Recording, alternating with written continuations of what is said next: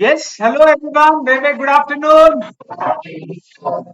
चलिए लेक्चर की शुरुआत करते हैं। सबसे पहले हमेशा का हमारा रिचुअल हम लोग रिवाइज करेंगे जो हमने हमारे प्रीवियस सेशन में स्टडी किया था। हमने हमारे प्रीवियस सेशन में वेरियस लेवल्स ऑफ इन्वेंट्री जो मेंटेन की जाती है by the store keeper, okay, उसको स्टडी हमने किया था, बराबर है। उसके बाद में हम लोगों ने अलग अलग उसके फॉर्मूलेस कैसे, मतलब फॉर्मूलेस क्या क्या थे, उनको यूज कैसे करना है प्रैक्टिकल प्रॉब्लम्स में। ईओक्यू के प्रॉब्लम्स भी हम लोगों ने हमारे लास्ट लेक्चर में किए थे। और उसके बाद में हम लोगों ने थोड़ा सा और थ्योरी भी सीखा था कि बिन कार्ड, स्टॉक कंट्रोल कार्ड्स, ये सब कैसे यूज होता है और स्टोर कीपर की ड्यूटीज क्या है। ठीक है, मैं क्विकली एक बार रिवाइज करा देता हूं। शुरू करता हूं ईओक्यू के फॉर्मूले से। मुझे पता है मैं ऑलरेडी बहुत बार इसे रिवाइज करा चुका हूं पहले भी, लेकिन फॉर्मूला ही इतना इंपॉर्टेंट है। The formula for EOQ is root of 2AO upon C. A stands for annual requirement. कल हम एक क्वेश्चन कर रहे थे जहां मंथली डिमांड दी गई थी, तो बेटा हमें एनुअल रिक्वायरमेंट चाहिए तो हम क्या करेंगे, हम इंटू 12 करके लेने वाले हैं। बहुत बढ़िया। सो एनुअल रिक्वायरमेंट हमें लेना होगा इंटू 12 करके। उसके बाद में O stand for ordering cost per order, ठीक है, या buying cost per order. C stand for carrying cost per unit per annum. Okay, so remember that C is carrying cost per unit per annum. अब आगे बढ़ते बेटा। अब मुझे बताइए, हम लोगों ने उसके बाद फॉर्मूला स्टडी किया था रीऑर्डर लेवल का। Reorder level, the formula was maximum consumption into maximum lead time. Perfect बेटा, maximum consumption into maximum lead time. So reorder level के फॉर्मूले में मैक्सिमम का यूज होता है, ठीक है, maximum consumption into maximum lead time. अब मैक्सिमम का फॉर्मूला बात करते हैं। चलिए, ROL plus ROQ minus minimum consumption into minimum lead time. Perfect. So ROL plus ROQ minus minimum consumption into minimum lead time. Next, ये हो गया है ना। अब मिनिमम हम लोगों ने इसमें देखा, ठीक है, तो फिर मिनिमम का फॉर्मूला बताओ। ROL minus average consumption into average lead time. Average का दूसरा नाम नॉर्मल है, ठीक है। नेक्स्ट, उसके बाद में अब इसमें अपना एवरेज आ गया, बराबर, मिनिमम के फॉर्मूले में एवरेज आ गया। अब एवरेज का फॉर्मूला क्या है, maximum plus minimum upon two. Okay, so that is the formula for average. याद रखिएगा, रीऑर्डर लेवल जो होता है बेटा, वो रीऑर्डर लेवल मैक्सिमम और मिनिमम के कहीं बीच में रहता है। वो कहीं पे भी हो सकता है, सेंटर में भी हो सकता है, थोड़ा ऊपर हो सकता है, थोड़ा नीचे हो सकता है। एवरेज हमेशा सेंटर में ही रहता है, ठीक है। नाउ इसके बाद में हम लोगों ने एक डेंजर लेवल का फॉर्मूला देखा हुआ है। डेंजर लेवल का फॉर्मूला था average consumption into lead time for emergency purchases. Perfect. Okay, इसके बाद में स्टूडेंट्स, हम लोगों ने कई सारे क्वेश्चंस को तो सॉल्व किया ही किया। एक बार हम लोगों ने कल मटेरियल स्टोरेज में जो स्टोर कीपर की ड्यूटीज हैं, उसको भी हम लोगों ने देखा था। क्विकली हम लोग रिवाइज कर लेंगे। He has the general control over store, उसको सेफ कस्टडी रखना है मटेरियल्स का। He has to maintain the records, he has to initiate purchase acquisitions, he has to maintain an appropriate adequate level of stock। इसके अलावा he must keep on issuing material, stock verify करना, reconcile करना, ये सब भी इसी का काम होता है, ठीक है। तो ये सारे पॉइंट्स हम लोगों ने देखे थे। और ये सब करने के लिए उसे स्टोर में रिकॉर्ड्स रखने होते हैं। रिकॉर्ड तीन तरीके से रखे जा सकते हैं। पहला होता है bin card. Bin card basically, bin is the container, container के ऊपर लगाई गई चिट्ठी। Okay, so that is nothing but a bin card. Okay, so ये जो सिस्टम है बेटा बिन कार्ड्स का, इसमें सबसे पहली दिक्कत ये है कि आपके बिन्स या कंटेनर्स जो होते हैं वो पूरे फैक्ट्री में क्या हो जाएंगे बेटा, वो पूरे फैक्ट्री में स्प्रेडेड हो जाएंगे। प्लस ग्रीस लगने से, हाथ खराब होने से वो बिन कार्ड्स क्या होंगे, हट जाएंगे, ग्रीस लगने से खराब हो जाएंगे, डर्टी हो जाएंगे। तीसरा, स्टॉक का डेटा पूरे फैक्ट्री में स्प्रेडेड है, तो एक दिन में निकालना इज वेरी डिफिकल्ट। अगर आपको कोई इंस्टेंट स्टॉक पूछेगा तो थोड़ा डिफिकल्ट है। लेकिन इसका फायदा भी है। फायदा ये है कि आपको उसको स्टॉक को रिकंसाइल करना बहुत आसान होता है। कंटेनर पे दिख रहा है 200 यूनिट है, और आपने कंटेनर के अंदर निकाल के देखा तो वहां 180 यूनिट ही आ रहा है, तो इमीडिएटली रिकंसाइल किया जा सकता है। ये होता है बिन कार्ड सिस्टम। इसमें क्या रुपीस लिखा हुआ होता है कहीं पे, रुपीज का इसका कोई संबंध नहीं, ये सब कंटेनर रखते हैं, ये सब मैनुअल वर्क होते रहता है यहाँ पे। नेक्स्ट इसके बाद में बेटा हम लोगों ने सेकंड देखा था स्टॉक कंट्रोल कार्ड्स, बराबर है, ये है बेटा stock control cards. Stock control card में उनके पास कितना आया, कितना गया, कितना बैलेंस है, कितना ओपनिंग था, ये सब उसमें मेंटेन किया जाता है। इसमें भी रुपीज नहीं होते, ये प्रॉपर फाइल्स में रखा हुआ होता है, ठीक है। इसे जनरली स्टोर कीपर खुद बनाता है, तो ये खराब होने का या ग्रीस लगने का ये कोई सवाल ही नहीं उठता, और इसमें गलतियां भी कम होंगी। क्या हो जाता है बिन कार्ड में, तो कई बार थोड़े से जो इलिटरेट लोग होते हैं वो भी कुछ लिख देते हैं या कर देते हैं, अंडरस्टैंड, ठीक है, तो वो हो सकता है, लेकिन इसमें वैसा होगा नहीं क्योंकि ये प्रॉपर फाइलिंग के साथ होता है, और इसमें आपको डेली का स्टॉक डेटा वगैरह मिलाना बहुत आसान हो जाता है। बस इसमें एक ही चीज है जो मिसिंग है, वो ये है कि यहाँ पे रुपीज नहीं है, ठीक है, यहाँ रुपीज नहीं है। इसमें अगर मैं रुपीज और ऐड कर दूं ना तो वो हो जाएगा प्राइस स्टोर्स लेजर। क्या बन जाएगा बेटा वो स्टोर्स लेजर बनने वाला है हमारा, और ये स्टोर लेजर समझने की कोशिश करिए, कॉस्ट अकाउंटिंग डिपार्टमेंट बनाता है। स्टोर कीपर को प्राइसेस के बारे में नहीं पता होता, लेकिन कॉस्ट अकाउंटिंग डिपार्टमेंट को जरूर पता होता है, ठीक है। तो स्टोर कीपर क्या करते हैं बेटा, स्टोर कीपर सिर्फ क्वांटिटीज मेंटेन करके रख सकते हैं, लेकिन प्राइसेस की डिटेल वगैरह सब डालना ये सब कॉस्ट अकाउंटिंग डिपार्टमेंट का काम होता है। एवरीबॉडी क्लियर, किसी को कोई डाउट्स, कोई क्वेरीज? परफेक्ट, ये सब हम लोग हमारे प्रीवियस सेशन में बेटा क्या किया था, कंप्लीट किया था, है ना। इसके बाद में फिर हम लोगों ने काफी सारे प्रॉब्लम्स को जो है सॉल्व किया था। आज स्टूडेंट्स मैं एक पहले प्रॉब्लम कराता हूं आपसे, ठीक है। प्रॉब्लम्स करके हम लोग थोड़ा सा अपना कॉन्फिडेंस बूस्ट कर लेते हैं, और उसके बाद में जो है बेटा हम लोग आज एक नया टॉपिक सीखेंगे। टॉपिक थोड़ा सा कॉम्प्लिकेटेड है, ठीक है। तो पहले हम लोग थोड़ा सा कॉन्फिडेंस बूस्ट करेंगे आपको। मुझे एक बात बताइए, हम लोगों ने कल टोटल कॉस्ट निकालने के लिए कई सारे चार्ट्स बनाए थे, ठीक है। मैंने क्वेश्चन होमवर्क भी दिया था आपको, अगर याद होगा, ठीक है। आई होप सभी ने किया है homework. Fantastic, very very good. कोई डाउट्स उसके अंदर? आई डोंट थिंक, क्योंकि बहुत इजी सा क्वेश्चन था वो, है ना, सुपर कार्डिनल ईओक्यू और कुछ तो भी ऐसा क्वेश्चन था, आई गेस, हाँ, नेचर ग्रो और समथिंग लाइक दैट, है ना। तो that was a very simple question, okay, इसलिए आपको होमवर्क में दिया था। चैलेंजिंग क्वेश्चन आज मैं क्लास में कराऊंगा आपसे। स्टूडेंट्स, मैं आपसे कुछ और फॉर्मुलेस पूछता हूं, आप मुझे आंसर बताते जाए। अगर मुझे ये जानना है नंबर ऑफ ऑर्डर्स कितने हैं, कैसे करूंगा? Annual requirement upon order size, बिल्कुल सही। एनुअल रिक्वायरमेंट को ऑर्डर साइज, जितने अपन ऑर्डर कर रहे हैं ना उससे डिवाइड कर दीजिए, तो आपको मिल जाएगा कि आपको कितने ऑर्डर्स प्लेस करने होते हैं, ठीक है। Annual requirement upon order size. अगर मुझे टोटल ऑर्डरिंग कॉस्ट जानना है तो नंबर ऑफ ऑर्डर्स जो अभी अपन ने निकाला into ordering cost per order, ठीक है ना, ऑर्डरिंग कॉस्ट पर ऑर्डर से मल्टीप्लाई कर लिया, तो हमें मिल जाता है कि हमारा टोटल ऑर्डरिंग कॉस्ट कितना है। स्टूडेंट्स, ऑर्डरिंग कॉस्ट फिर से पूछ रहा हूं मैं, अगर मैं आपसे टोटल ऑर्डरिंग कॉस्ट जानना चाहता हूं, स्टूडेंट्स, अगर मैं आपसे टोटल ऑर्डरिंग कॉस्ट जानना चाहता हूं, तो आप दो स्टेप में आंसर निकालेंगे। पहला आप क्या कैलकुलेट करेंगे? नंबर ऑफ ऑर्डर्स, उसका फॉर्मूला क्या था? Annual requirement upon order size, बिल्कुल सही है, ठीक है। तो पहला आप हमेशा क्या कैलकुलेट करेंगे? Annual requirement upon order size, इससे नंबर ऑफ ऑर्डर मिल जाएगा, इसे ऑर्डरिंग कॉस्ट पर ऑर्डर से मल्टीप्लाई करके आपको क्या मिल जाएगा? आपको टोटल ऑर्डरिंग कॉस्ट मिल जाएगा। समझ में आ गया क्या?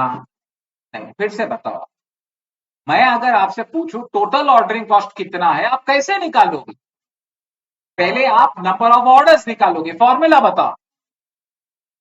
Annual requirement upon order size, perfect. Annual requirement upon order size आप करेंगे, और फिर इसे किससे मल्टीप्लाई करोगे? ऑर्डरिंग कॉस्ट पर ऑर्डर से, तब जाके आपको मिलेगा टोटल ऑर्डरिंग कॉस्ट। फैंटास्टिक। अब अगर मुझे ऐसे ही टोटल कैरिंग कॉस्ट जानना है, तो स्टेप नंबर 1 क्या होगी? Average inventory. फैंटास्टिक, बहुत इजी फॉर्मूला है। फॉर्मूला क्या है? Half of order size. Fantastic, half of order size, ठीक है। तो ये करके एवरेज इन्वेंट्री मिलेगा, फिर एवरेज इन्वेंट्री को carrying cost per unit per annum से मल्टीप्लाई कर दीजिए, जो आपके ईओक्यू के फॉर्मूले का डिनोमिनेटर है बेसिकली, आप उससे मल्टीप्लाई कर लीजिए, तो आपको मिल जाएगा कि आपका टोटल कैरिंग कॉस्ट कितना है। और फिर ऑर्डरिंग और कैरिंग का टोटल करेंगे तो एसोसिएटेड कॉस्ट मिलेगा। उसमें अगर गुड्स की भी कॉस्ट आप ऐड करोगे तो टोटल कॉस्ट मिल जाए। समझ में आ गया? पक्का समझ में आ गया? अच्छा फिर से बताओ फिर बेटा मेरे को, अगर मुझे ऑर्डरिंग कॉस्ट जानना है आप क्या करेंगे? नंबर ऑफ ऑर्डर्स निकालोगे, फॉर्मूला बताओ, annual requirement upon order size, annual requirement upon order size, ये करके आपको क्या मिल जाएगा? Number of orders. Number of orders को ऑर्डरिंग कॉस्ट पर ऑर्डर से मल्टीप्लाई किया तो आपको क्या मिल जाएगा? Total ordering cost. और फिर अगर मुझे टोटल कैरिंग कॉस्ट जानना है तो average inventory half into order size, उसके बाद carrying cost per unit per annum से मल्टीप्लाई किया तो टोटल कैरिंग कॉस्ट मिल जाएगा। बहुत बढ़िया, बहुत बढ़िया, बहुत बढ़िया। अब एक काम करो बेटा जल्दी से, फिर से, ठीक है, फिर से मुझे चाहिए आपसे ये इतना पक्का चाहिए ना कि कोई रात को उठा के पूछ ले तो भी आपको आंसर आना चाहिए, इतना पक्का होना चाहिए, क्योंकि क्वेश्चन इसी पे मैं एक्सपेक्ट कर रहा हूं आपके एग्जाम में। ठीक है, इसलिए आपसे इतना पक्का करवा के ले रहा हूं। ठीक है, मैं इसी पे क्वेश्चन एक्सपेक्ट कर रहा हूं, याद रखिएगा। तो स्टूडेंट्स अगर मैं आपसे ये पूछूं, मुझे जानना है टोटल कॉस्ट, ठीक है, तो आप सबसे पहली स्टेप क्या कैलकुलेट करेंगे? मुझे टोटल कॉस्ट जानना है गुड्स के साथ। टोटल कॉस्ट बोला मैंने, टोटल एसोसिएटेड कॉस्ट नहीं बोला था। पहले कॉस्ट ऑफ परचेज लेना है। ओके बेटा, कॉस्ट ऑफ परचेज कैसे मिलता है अपने को? एनुअल रिक्वायरमेंट, फैंटास्टिक, बिल्कुल सही बेटा। एनुअल रिक्वायरमेंट को किससे मल्टीप्लाई करने का? कॉस्ट पर यूनिट से मल्टीप्लाई कर दीजिए, बिल्कुल सही है। जितना आप साल भर में यूनिट्स लेने वाले हैं इसे कॉस्ट पर यूनिट से मल्टीप्लाई किया तो आपको क्या मिल जाएगा? आपको बेसिकली कॉस्ट ऑफ परचेज जो है वो मिल जाएगा। ये हो गया बेटा मेरा पहला कैलकुलेशन। ठीक है, अब सेकंड कैलकुलेशन, मुझे गुड्स की खरीदी तो हो गई, अब गुड्स की खरीदी के रिलेटेड मुझे टोटल ऑर्डरिंग कॉस्ट जानना है। टोटल ऑर्डरिंग कॉस्ट में पहली स्टेप क्या होती है? Number of orders. क्या फॉर्मूला है? Annual requirement upon order size, fantastic. Okay, ये थोड़ा सा गड़बड़ है, एक काम करते हैं इसे कट करते हैं। यस, यस,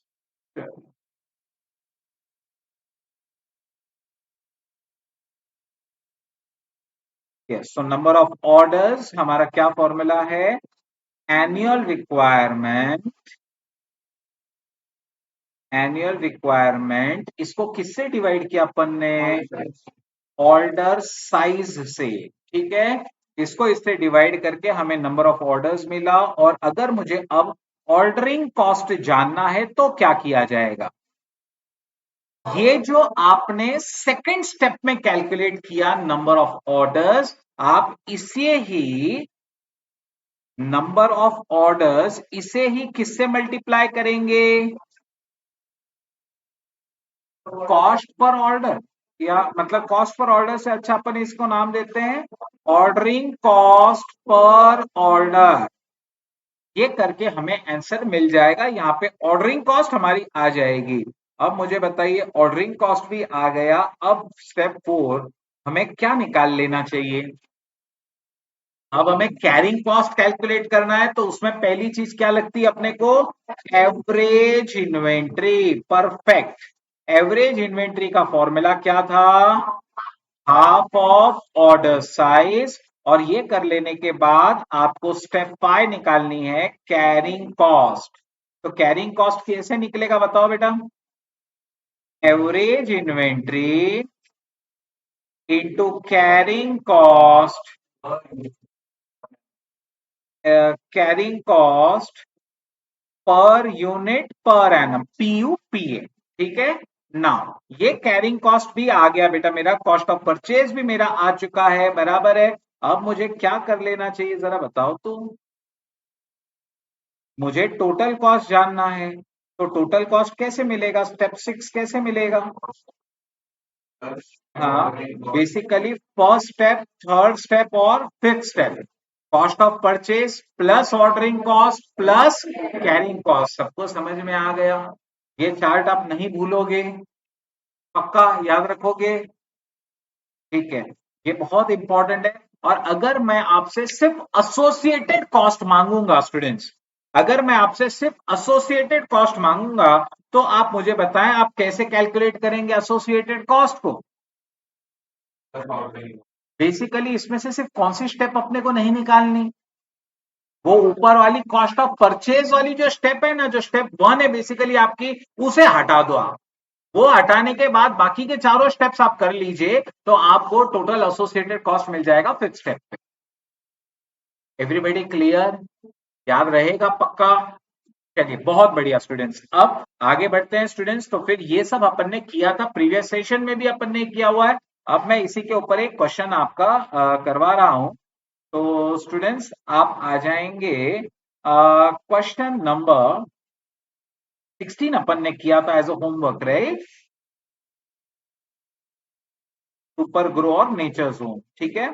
अब स्टूडेंट्स क्वेश्चन नंबर 17 पर आप आ जाएं। EXC Limited has received an offer of quantity discount on its order of materials as under। तो EXC Limited को एक ऑफर मिला हुआ है और quantity discount on it's order of material. अगर हम लोग लेस देन 500 टन का ऑर्डर करते हैं तो हमें प्राइस मिलेगी 1200 रुपए टन। अगर हम 500 या लेस देन 1000 तक ऑर्डर करते हैं तो हमारे को प्राइस मिलेगी 1180 रुपया टन।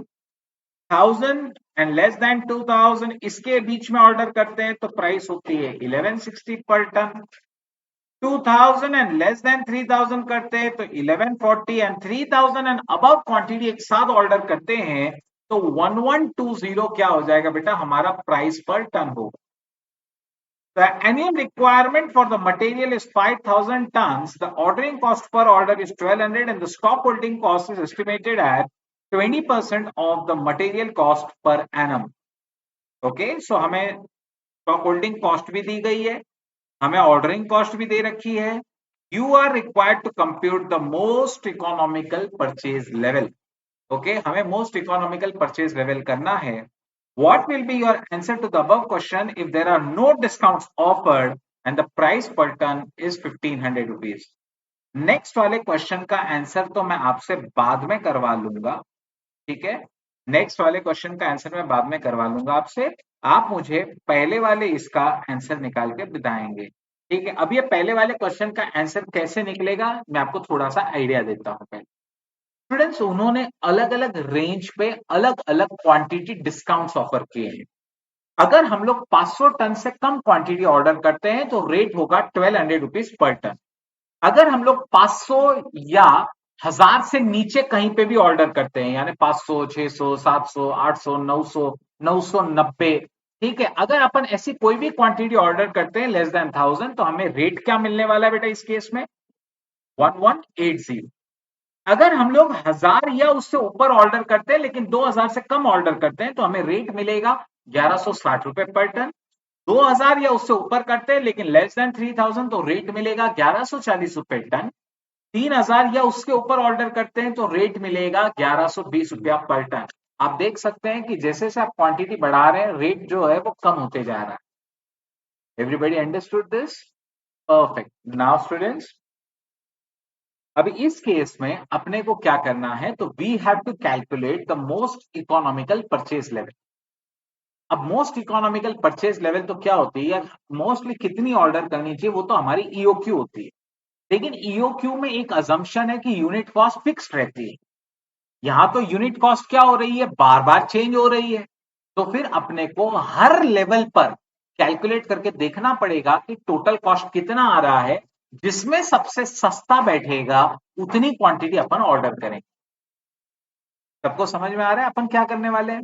बेसिकली अपन क्या करेंगे बेटा, यहाँ पे अलग अलग लेवल्स पर अपन हर एक लेवल पर ये कैलकुलेट करेंगे कि टोटल कॉस्ट कितना आ रहा है, मतलब यूनिट का कॉस्ट, ऑर्डरिंग का कॉस्ट और कैरिंग का कॉस्ट। इस बार अपने को तीनों कॉस्ट मिलाने पड़ेंगे। सर ऑर्डरिंग कॉरिंग कैरिंग तो हमेशा अपन करते हैं, लेकिन कॉस्ट ऑफ परचेज क्यों लेना? क्योंकि कॉस्ट ऑफ परचेज भी हर एक में अलग अलग आने वाली है।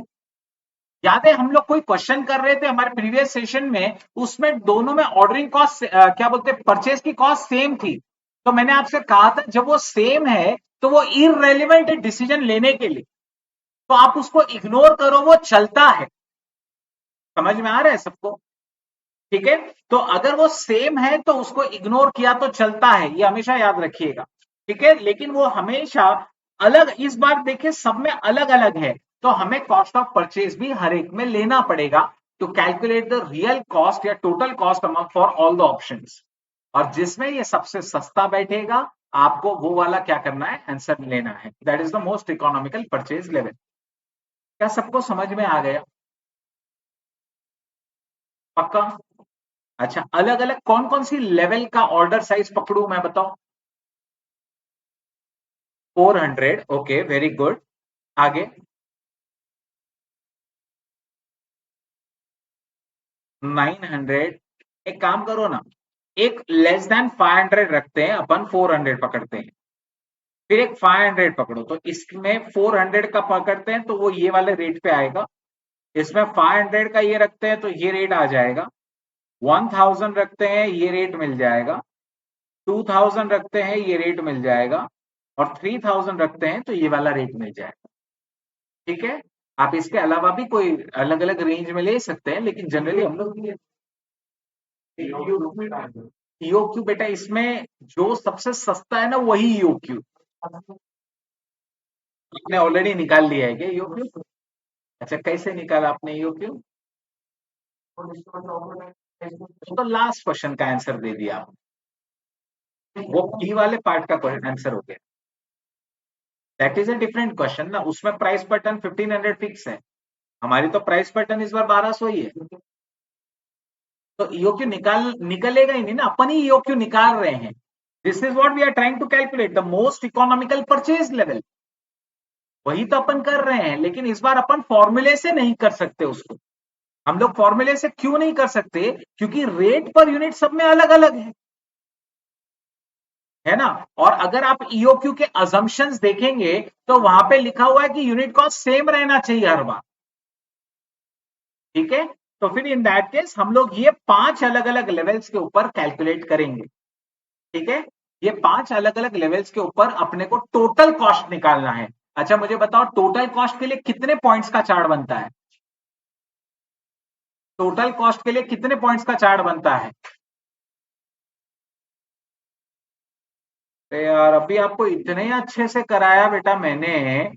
ठीक है, टोटल कॉस्ट के लिए आपको 6 पॉइंट्स वाला चार्ट बनाना है। कॉस्ट ऑफ परचेज लेना है, ऑर्डरिंग निकालना है, कैरिंग निकालना है, फिर टोटल करना है। आपको 6 पॉइंट का चार्ट बनाना है इन 5 अलग अलग लेवल्स पे। इन 5 अलग अलग लेवल्स पे आपको छो का क्या बोलते हैं, आपको 6 वाले पॉइंट्स का चार्ट बनाना होगा, टोटल कॉस्ट कैलकुलेट करनी होगी, और जो सबसे सस्ता होगा वही आपका क्या होगा बेटा, मोस्ट इकोनॉमिकल परचेज लेवल बनेगा। समझा नहीं समझा? पक्का? अच्छा, तो एक काम करेंगे, मैं भी थोड़ा आपको असिस्ट कर देता हूँ। एक साथ ही तो कर रहे हैं अपन, ये अलग अलग चार्ट थोड़ी बनाएंगे, एक साथ ही करेंगे ना, कंपेरेटिव एनालिसिस है वो।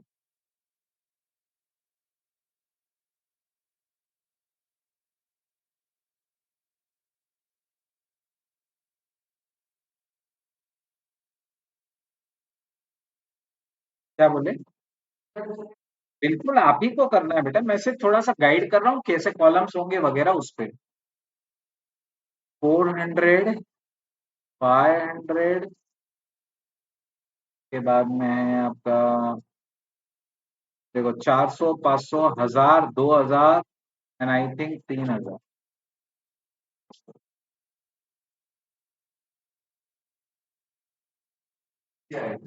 कौन से? ये सब अजम्पशन, 900 अपन ने नहीं किया, 1000 किया, 400, 500, 1000, 2000, 3000 ये अपन ने अज्यूम किए हैं। अब इसको लिखना कैसे है, जरा सभी जन देख लें यहाँ पे। ऊपर तो पहले तो अपन चार्ट का नाम डालेंगे, computation of total cost under various alternatives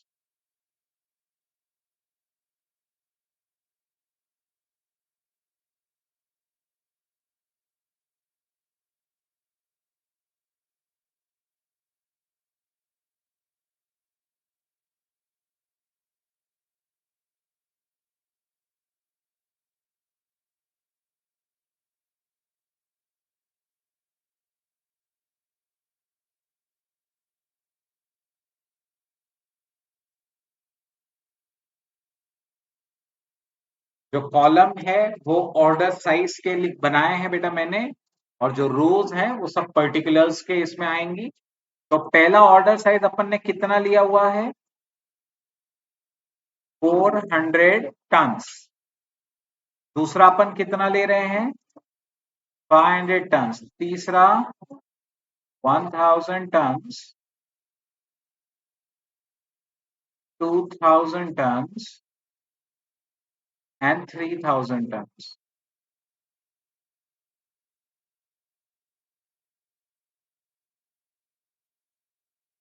अब आई होप आपको समझ गया आपको क्या करना है। अब ये बना के आपको थियो का टोटल कॉस्ट कैलकुलेट करना है। अब ये करने के लिए बेटा सबसे पहले मुझे ये बताइए, how much is the annual requirement. वैसे लिखने की जरूरत नहीं होती, लेकिन फिर भी मैं चाहूंगा आप लिखें एनुअल रिक्वायरमेंट। यस, ये लिखने की कोई जरूरत नहीं होती है, लेकिन मैं नहीं चाहता कि आपको कंफ्यूजन हो, इसलिए स्टेप नंबर 1 में आप लिखें एनुअल रिक्वायरमेंट 5000 टन्स।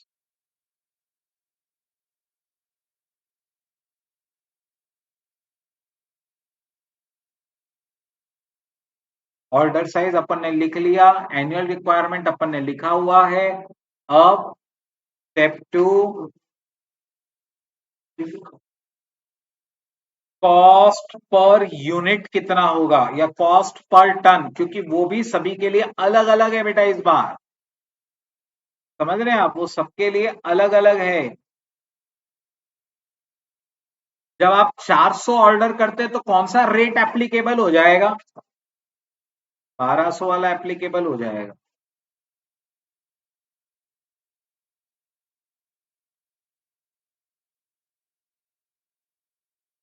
यहाँ पे आई थिंक 1180, फिर 1160, 1140 और 1120।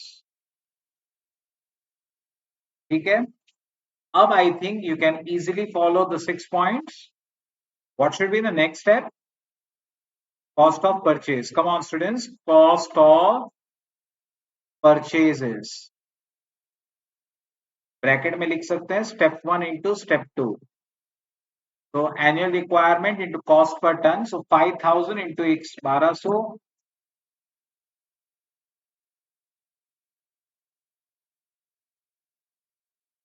Is it 60 lakhs।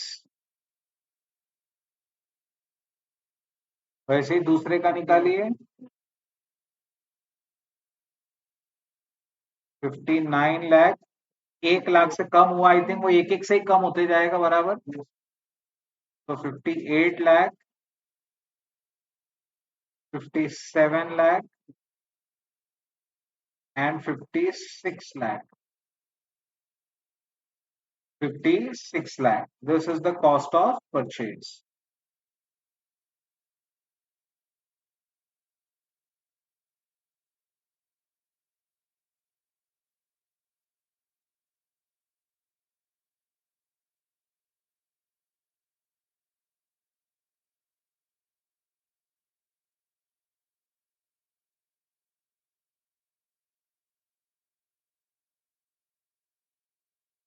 चलिए, what is the next step now, number of orders.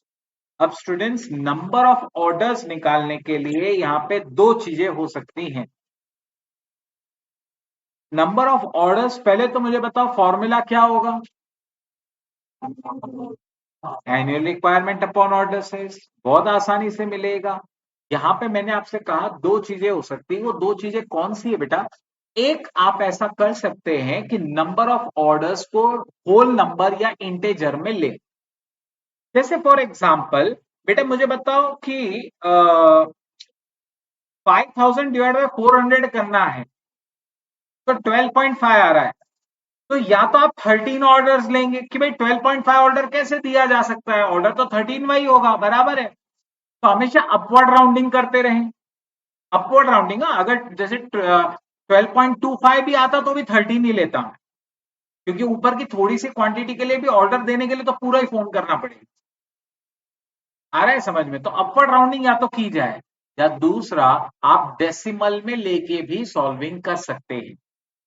Sir इसका क्या लॉजिक, डेसिमल कैसे हो सकता है? 12.5 ऑर्डर कैसे लेने का हमने? बेटा 12.5 ऑर्डर लेने का लॉजिक ये है कि मान लो इस बार तुमने क्या बोलते हैं, जो लास्ट वाला ऑर्डर था उसमें क्वांटिटी कम पड़ रही है, लेकिन आपका तो रनिंग बिजनेस है ना, तो आप तो अगले महीने की भी तो क्वांटिटी लास्ट में ऑर्डर करोगे ही। समझा नहीं समझा मैंने क्या कहा? एक एक एग्जांपल देता हूं। मान लो आप हर ऑर्डर में 1000 क्वांटिटी ऑर्डर करते, ठीक है, और टोटल रिक्वायरमेंट था 9200 का साल भर में। तो 9000 तो हो गए, आखिरी के 200 ऑर्डर करने थे। तो आप मुझे ये बताओ, आप ऐसा नहीं कर सकते कि ऑर्डर पूरा 1000 करो, 200 इस साल यूज हो जाएगा, 800 अगले साल भी तो यूज होने ही वाला है ना हमारा। तो are you getting the point? Business तो हमारा चल ही रहा है ना, बिजनेस थोड़ी बंद हो रहा है कि एनुअल रिक्वायरमेंट तक का ही ऑर्डर करना है। We are going to order for the next year also. जब लास्ट मंथ होएगा, दिसंबर मंथ होगा, तो आप जनवरी का भी तो ऑर्डर रखोगे ही ना अपने पास में। Understand? Business is not going to close. तो आप नंबर ऑफ ऑर्डर्स को डेसिमल्स में भी ले सकते हैं, या आप सीधा सीधा उसे अपवर्ड राउंडिंग करके ले सकते हैं। स्टूडेंट्स को ज्यादातर अपवर्ड राउंडिंग ही समझ में आती है। सर 12.5 ऑर्डर है ना, 13 ऑर्डर लेंगे हम, ठीक है, लेकिन मेरा कहना, मैं ये मेरा काम है आपको बताना कि दोनों भी आंसर्स आपके बुक्स में है, दोनों भी आंसर्स एक्सेप्टेबल है, और जो सजेस्टेड सॉल्यूशंस आते हैं इंस्टीट्यूट की तरफ से, उसमें भी दोनों सॉल्यूशंस दिए गए हैं। So you need not bother about it. Okay, and yes, of course, the most perfect answer will be going in upward rounding. That's the most perfect thing. ठीक है, तो let's go for it. Come on. तो मुझे बताओ इसमें कितने orders consider करूंगा? 13। हमेशा अपवर्ड राउंडिंग ही लेना। सर 12.25 ऑर्डर आएगा तो हम अपवर्ड क्यों करेंगे? 12 ऑर्डर्स नहीं कर सकते? क्या लगता है आपको? अगर 12.25 भी रहा तो 12 ऑर्डर तो पूरे हो गए। ऊपर का थोड़ा सा भी मुझे क्वांटिटी अगर ऑर्डर करना है तो प्रोसेस तो पूरा ही फॉलो करना पड़ेगा, लाइक दैट। इसलिए वो 0.5 वाला रूल यहाँ वैलिड नहीं। चलिए अगला वाला शायद 10 ऑर्डर्स है आई थिंक। नेक्स्ट वाला 5 ऑर्डर्स।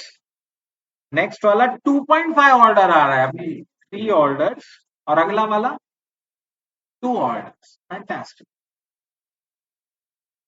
क्या सबको समझ में आ गया? क्या अब आप ऑर्डरिंग कॉस्ट निकाल सकते हैं क्या? ऑर्डरिंग कॉस्ट का फॉर्मूला क्या है? Number of orders into into cost per order कितना? 1200। ओके, चलिए, तो 13 इंटू 1200, 15,600, 12,000, 6,000, उसके बाद में 3600, 2400। Everybody clear? पवन कुछ समझा बेटा? Good.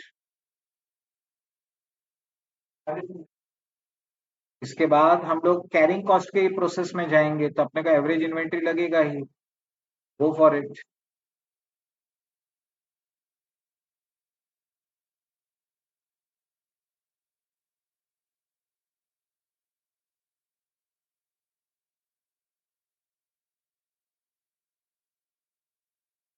Average inventory half into order size, तो हाफ इंटू ऑर्डर साइज अपन ने ऊपर लिखा हुआ ही है, 200, 250, 500, 1000 एंड 1500। ऑर्डर साइज का आधा आधा कर लिया।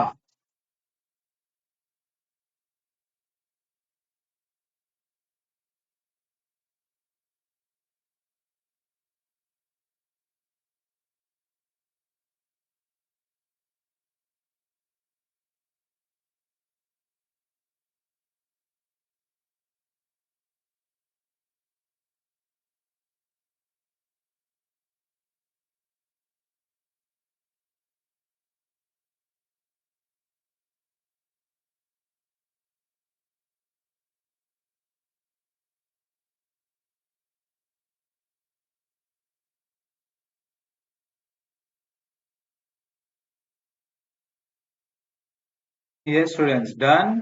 एवरेज इन्वेंट्री अब क्या निकाले बेटा, अभी अपन कैरिंग कॉस्ट निकाल लीजिए बेटा। कैरिंग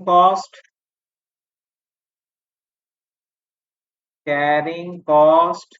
अच्छा, कैरिंग कॉस्ट कैसे निकलेगा? ये बहुत इंटरेस्टिंग है बेटा, अभी मिस्टेक होने का चांस ज्यादा है, ध्यान से करिएगा। तो एवरेज इन्वेंट्री यानी step 6 multiply by what? Multiply by cost per ton. एक मिनट स्टूडेंट्स, एक मिनट जरा यहां देखिए बेटा, मैं आपको एक का समझा देता हूं, आप सबका कर सकते हैं।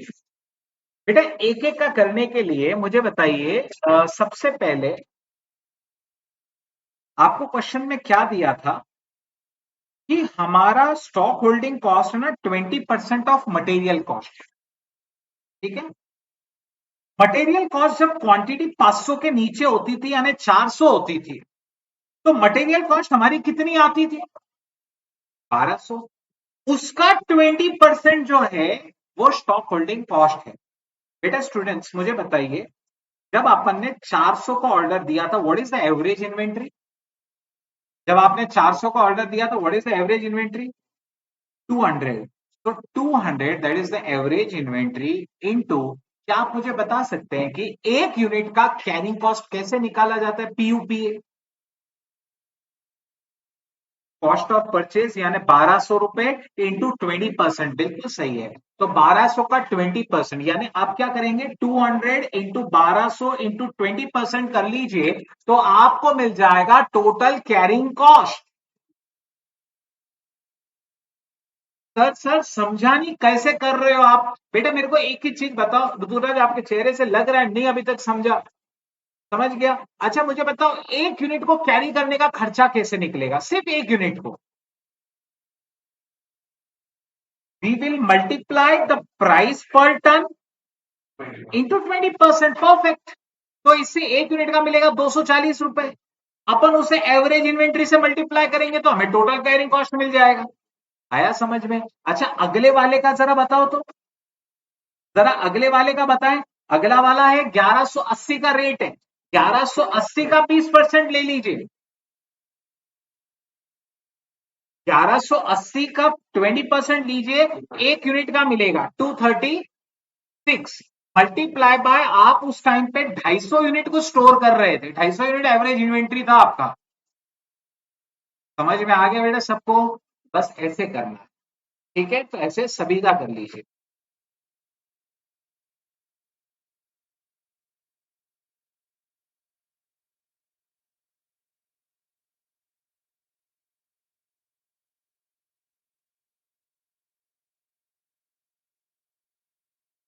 प्राप्ति क्लियर कि नहीं समझो?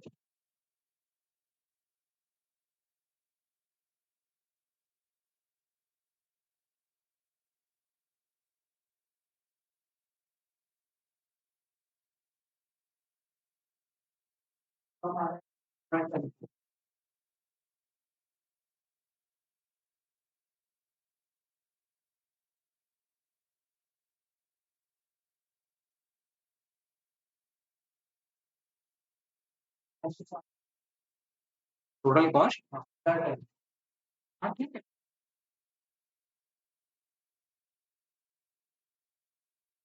जो बच्चे अभी तक नहीं समझे, मैं क्या करने जा रहा हूं बेटा, मैं स्टेप 6 यानी एवरेज इन्वेंट्री को कॉस्ट पर टन यानी स्टेप 2 से मल्टीप्लाई करूंगा। ठीक है, स्टेप 6 को स्टेप 2 से मल्टीप्लाई करूंगा और उसका 20% लूंगा, उसका 20% लूंगा। याद रखिएगा, मैं फिर से समझा रहा हूं। मैंने कैरिंग कॉस्ट कैसे निकाली है बेटा, मैं स्टेप 6 में हमारी जो एवरेज इन्वेंट्री आ रही है, इसे एक एक की कॉस्ट से मल्टीप्लाई किया जाएगा और उसका 20% लिया जाएगा। शीतल सब समझ रहा है बेटा, पक्का? क्या मुझे आप बता सकते हैं इस 1000 वाले का कैसे निकालेंगे अपन? हाँ, परफेक्ट। ये हमारी इतनी इन्वेंट्री अपन होल्ड कर रहे हैं और 1140 में एक पड़ता है, इसका 20% एक एक यूनिट का होल्डिंग कॉस्ट है। तो ये होल्डिंग कॉस्ट अपने को मिलेगा, इनटू दिस करेंगे तो अपने को टोटल कैरिंग कॉस्ट मिल जाए। परफेक्ट। तो चलिए सभी जन बेटा करते चले जाएं, मैं भी आपके साथ में कर रहा हूं। पहले वाले का 1200 इंटू 200 इंटू 20% 48,000। दूसरे वाले का 1180 इंटू 250 इंटू 20% 59,000। तीसरे वाले का 1160 इंटू 500 इंटू 20%, क्या 1,16,000 आ रहा है? तीसरे वाले का 1140 into 1000 into 20%, just one second, 1140 into 1000 into 20%, क्या 228 आ रहा है? और लास्ट वाला 1120 इंटू 1500 इंटू 20%, ये हो गया बेटा 3,36,000। अब हमें टोटल कॉस्ट निकालनी है। टोटल कॉस्ट मुझे बताइए कौन कौन सी स्टेप का एडिशन होगा? Cost of purchase, ordering cost और कैरिंग कॉस्ट, थर्ड, फिफ्थ और सेवेंथ। कम ऑन ऐड कर लें। Total cost step 3 plus step 5 plus step 7, तो तीनों का एडिशन करें। 60 lakh plus 15,600 plus 48,000, it is 63,600।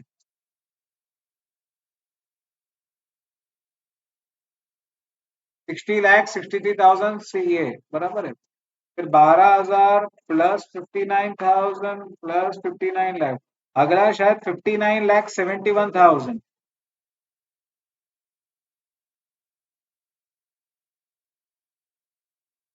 अगला आएगा 59,22,000 बराबर है। नेक्स्ट आएगा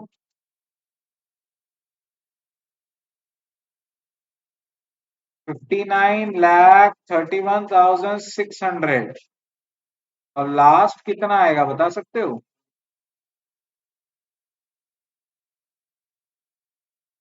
59,38,400। क्या सबको समझ में आ गया? अब मुझे बताइए what is the most economical purchase level? 1000। Perfect. अगर अपन ने क्या बोलते हैं ऑर्डर साइज 1000 का रखा तो हमारा टोटल कॉस्ट सबसे मिनिमम आता है। ठीक है, एवरीबॉडी क्लियर? अगले लाइन में नीचे लिखेंगे बेटा कंक्लूजन। क्या सभी का यहां तक कंप्लीट हो गया है? फिर अगले लाइन में नीचे लिखेंगे conclusion. The most economical purchase level, the most economical purchase level, the most economical purchase level, bracket में लिखना है order size.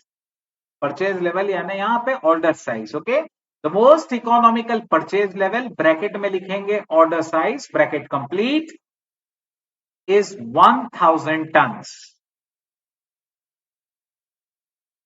is 1000 tons. Everybody, have you understood the question very well? कि एग्जैक्टली हमें क्या करना है क्वेश्चन के अंदर। पक्का आपको अच्छे से समझ में आ गया सभी को? बहुत बढ़िया स्टूडेंट्स। अब क्या बोलते हैं, उसने एक और सवाल आप लोगों से पूछा था और वो सवाल ये था कि what would be your answer to the above question if there are no discounts offered. अगर डिस्काउंट ऑफर किया ही नहीं गया, सबका रेट फ्लैट 1500 रहा, तो फिर इन दैट केस आप वही ऑर्डर करेंगे जितना ईओक्यू है। अपन नॉर्मली वही ऑर्डर करते हैं जो ईओक्यू होता है, लेकिन जब डिस्काउंट ऑफर होता है तो अपने को कंपेयर करना पड़ता है कि ईओक्यू ज्यादा बेटर है या जो अलग अलग लेवल्स पे डिस्काउंट मिल रहा है वो ज्यादा अपने लिए बेटर है। तो अपन वही यहां पे करेंगे, क्योंकि there is no quantity discount, will always order the EOQ. Right down, चलिए। If there are no discount offer, right down, reference दीजिए B part of the question. Reference दे बेटा B part of the question. Come on, reference दीजिएगा B part of the question. If there are no quantity discounts offered,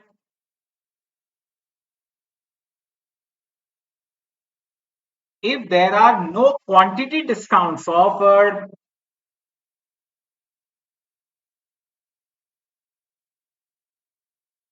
comma, then we must order at the EOQ level. Then we must order at the EOQ level.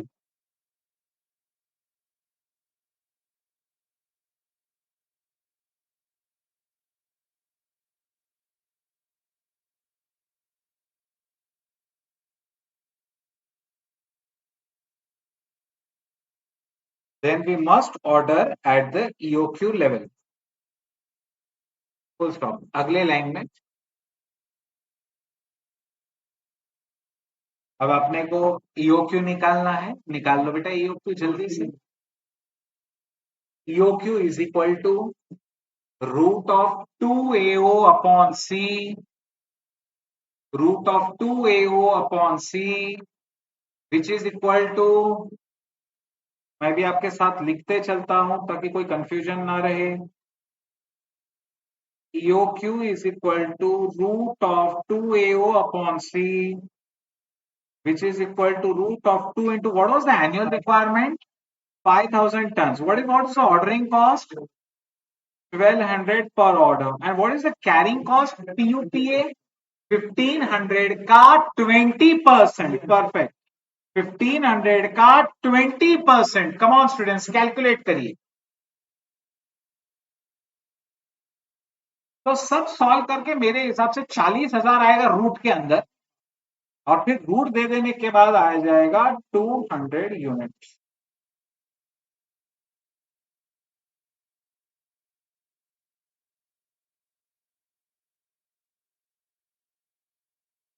Everybody clear?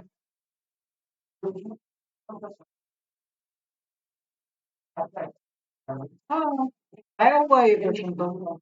6 6 भी आया हुआ है, 8 के लिए भी आया हुआ।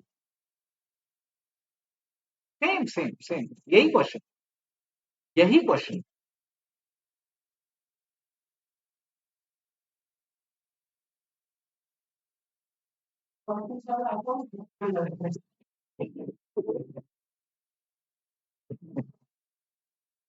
कुछ तो लग रहा ना इजी। क्या कॉस्टिंग? नहीं, ऐसा कुछ नहीं है बेटा, अभी तो शुरुआत है। लेकिन हाँ, अगर आपको ये चीजें समझ में आ रही है तो आगे भी समझ जाएगा। कोई ऐसा बहुत ऐसा नहीं कि आप नहीं समझ सकते। ठीक है। हमारा जो कोर्स है ना बेटा, वो टफ नहीं है, वास्ट है। ये चीज मैं मान सकता हूँ कि वास्ट बहुत ज्यादा है, लेकिन आप बोलेंगे सर टफ है, हमारे जैसे नादान बच्चे समझ ही नहीं सकते। तो बेटा ऐसा नहीं है, आप डेफिनेटली समझ सकते हो, सब समझ में सब आ जाएगा। वास्ट बहुत है और वो सारी चीजें याद रखनी पड़ेंगी, ये सबसे बड़ी दिक्कत है। ठीक है, समझ में आ गया बेटा इस तरीके के क्वेश्चन को कैसे हैंडल करना है? ठीक है। अब एक क्वेश्चन, जैसे मैंने आज आपको कहा था, आज मैं थोड़ा चैलेंजिंग टॉपिक टॉपिक एक लेने वाला हूं। तो आज हम लोग लेने वाले हैं stock out, inventory stock out. Heading डाल दें अपने नोटबुक में, inventory stock out.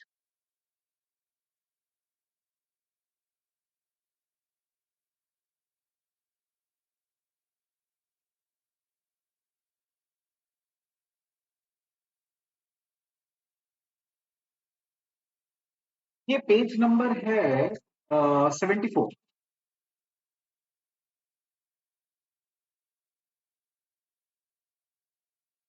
Inventory stock out. Students मेरी बात हमेशा याद रखिएगा। देखिए स्टूडेंट्स, एग्जाम का जो पेपर होता है वो इतने अच्छे से अलाइंड होता है कि अगर 100 मार्क का पेपर है तो 100 में से 20 मार्क्स टफ हो सकता है, लेकिन बाकी 80 मार्क्स जो होता है वो इजी होता है, मैनेजेबल होता है। 10-20 मार्क ठीक है चैलेंजिंग रहने ही वाला है, और उतना चैलेंज तो चाहिए भी ना एग्जाम में। ठीक है, बाकी के मार्क्स जो होते हैं वो स्कोरिंग होते हैं। तो हमारे भी सिलेबस में ऐसा ही है कि आपका जो टोटल सिलेबस है उसका 80% रियली इजी है, मैनेजेबल। 5-10%, 20% थोड़ा सा चैलेंजिंग है। तो बस एक चैलेंजिंग टॉपिक के कारण बाकी सबको बहुत टफ है ऐसा नहीं समझना कभी भी। अब जैसे आपने पहले के टॉपिक्स किए, ईओक्यू लेवल्स वाले क्वेश्चन, वो सब इजी है, कुछ नहीं है उसके अंदर। ठीक है, अब मैं एक टॉपिक जस्ट डिफिकल्ट सिखा रहा हूं थोड़ा सा, तो बस उसको देख के मत कंक्लूजन कर लीजिएगा कि बहुत डिफिकल्ट है। एक हाथ टॉपिक चैलेंजिंग आते रहते हैं, तो कोई बहुत स्ट्रेस लेने की अपने को जरूरत नहीं है। ठीक है, चलिए। इन्वेंट्री स्टॉक आउट, यहाँ पे मैं चैलेंजिंग क्यों कह रहा हूं, यहाँ पे मैं थोड़ा सा है ना इसको मैथमेटिक्स से रिलेट करने वाला हूं। इनफैक्ट मैं नहीं रिलेट करने वाला हूं, सॉल्विंग ही वैसे ही होती है उसकी। प्रोबेबिलिटी पता है सबको? वेरी गुड, बस वही लगने लगा। तो चलिए इन्वेंट्री स्टॉक आउट की बात करते हैं। अच्छा, बहुत इजी है। आप बोले सर प्रोबेबिलिटी, बेटा आपको सिर्फ यहां नहीं और बहुत जगह लगेगा। ठीक है, प्रोबेबिलिटी इज इंपॉर्टेंट। नाम से कुछ समझ रहा है? Inventory stock out. देखिए आपने फिर अभी कंक्लूड कर लिया, इसलिए डिफिकल्ट है। मैं आपसे कह रहा हूं, एक हाथ टॉपिक से चैलेंजिंग होने से कुछ फर्क नहीं पड़ता। मैं हमेशा एक चीज, देखिए मैं हमेशा एक ही चीज मानता था मेरे एग्जाम में, और उससे मुझे बहुत कॉन्फिडेंस आता था। मैं सिर्फ ये मानता था बेटा जो डिफिकल्ट है वो अपने पेपर में नहीं आए, है ना। जो अपने को नहीं आता ना, एक तो जो अपने को नहीं आता वो बाकियों को भी नहीं आता। ठीक है, तो अगर अपनी लगेगी तो सबकी लगेगी, बराबर है। आप सब एक ही थाली के चट्टे बट्टे हैं, मतलब एक जैसे ही हैं सब, अपन एक जैसे ही लोग हैं सब, बराबर है। अगर मेरे को नहीं आ रहा है तो बाकियों को भी नहीं आ रहा होगा। ठीक है, दूसरी चीज, अगर डिफिकल्ट है ना तो अपन यही समझ लेगा अपने पेपर में नहीं आना, ज्यादा स्ट्रेस लेने का। ठीक है, चलो। आ गया तो अपने अकेले की लगेगी क्या? नहीं, सबकी लगने वाली है, टेंशन नहीं ले रहा। इन्वेंट्री स्टॉक आउट, नाम से कुछ समझता है? स्टॉक खत्म हो जाना, स्टॉक क्या हो जाना? खत्म हो जाना, that is inventory stock out. Okay, क्या इससे हमारा कुछ नुकसान है? इन्वेंट्री खत्म हो जाने से क्या हमारा कुछ नुकसान है? प्रोडक्शन रुक सकता है। अच्छा, कोई नया ऑर्डर आ गया तो अपन सप्लाई नहीं कर पाएंगे, रेप्यूटेशन का भी लॉस है, बराबर है ना। रेप्यूटेशन का लॉस है। ठीक है, अभी अपना पूरा इतना बड़ा क्लासरूम है, पूरा ऑक्यूपाइड है, 10 नए बच्चे आ गए एक साथ, ठीक है, या चलो 25 बच्चे आ गए, और वो बोले सर हमको बैठना है, तो अपन बैठा पाएंगे क्या? Stock out.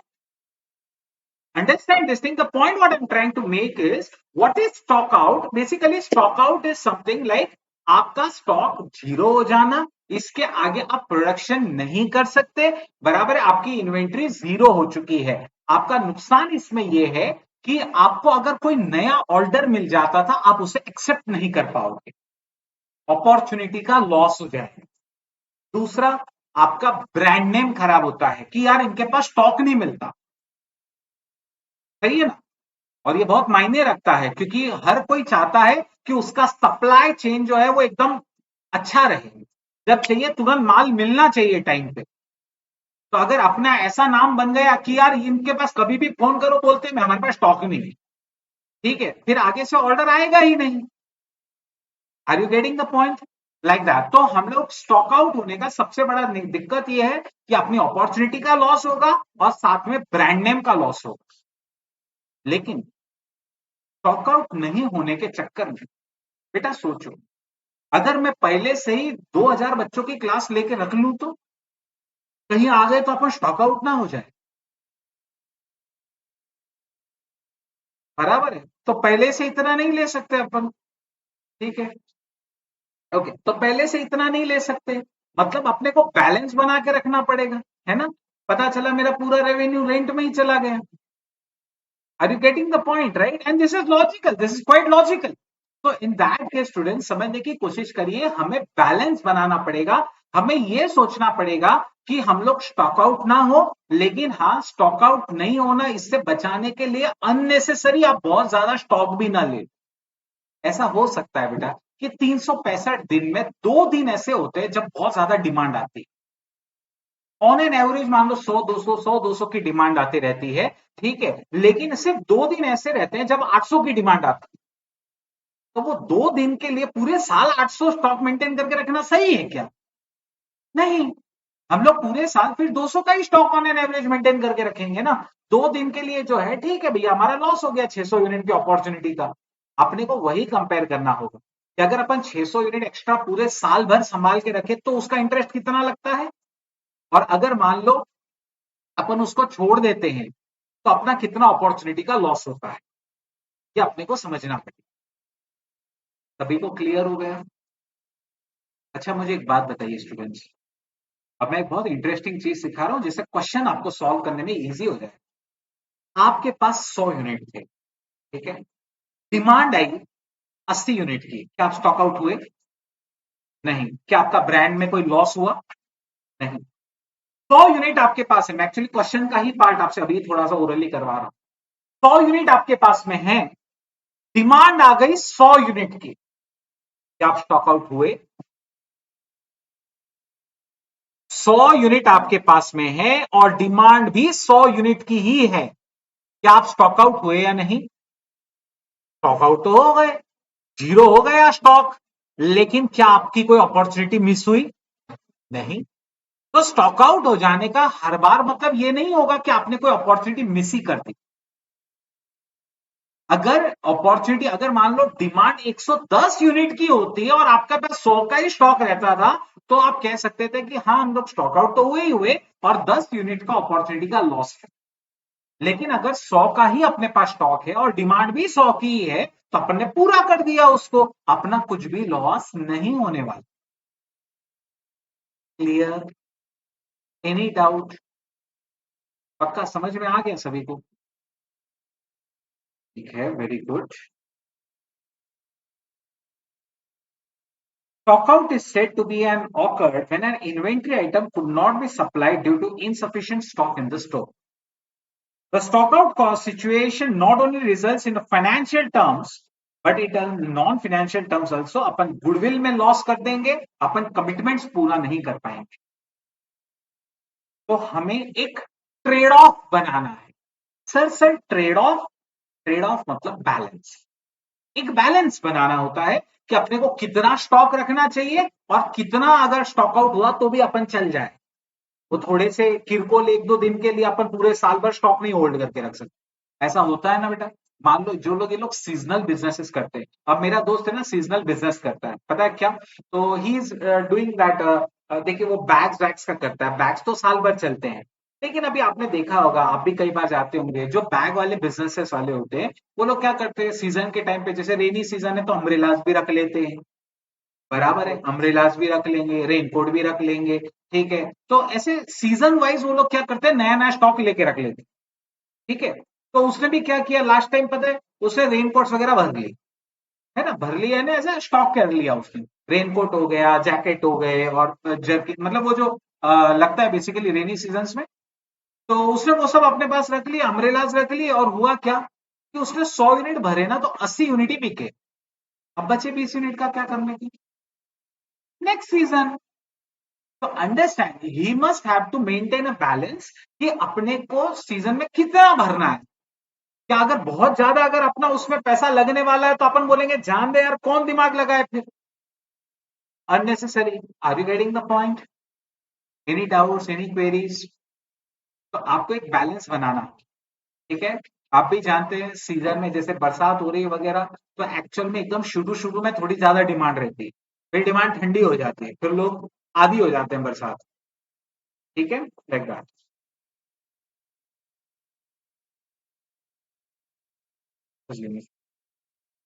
अब स्टूडेंट्स एक काम करें, ये वाला क्वेश्चन करेंगे बेटा।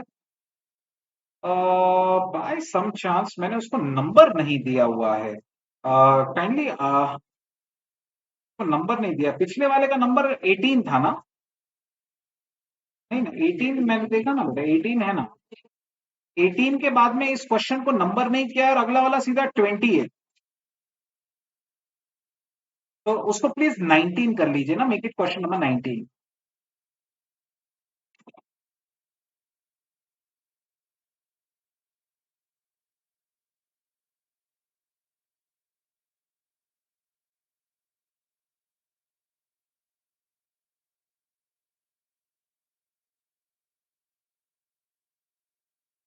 मेजर्स टायरोट्यूब्स, trades in four-wheeler tires and tubes. It stocks sufficient quantity of tires of almost every vehicle. In year end 20 to 23, the report of the sales manager revealed that Measures Tyro Tubes experienced stock out of tires. ऐसा हुआ था कि हम लोगों ने stock out हुए थे हम लोग। Stock out data is as follows. Stock out of tyres 100 units. Number of times of stock out, so 2 units.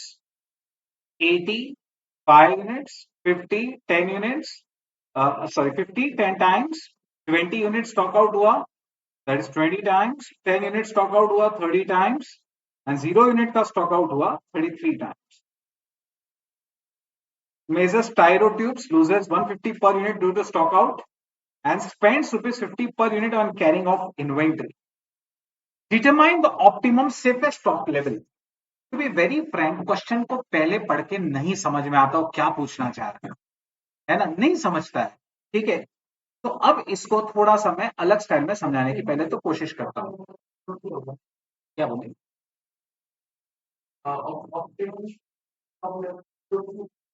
No, it's not EOQ. 50 stock.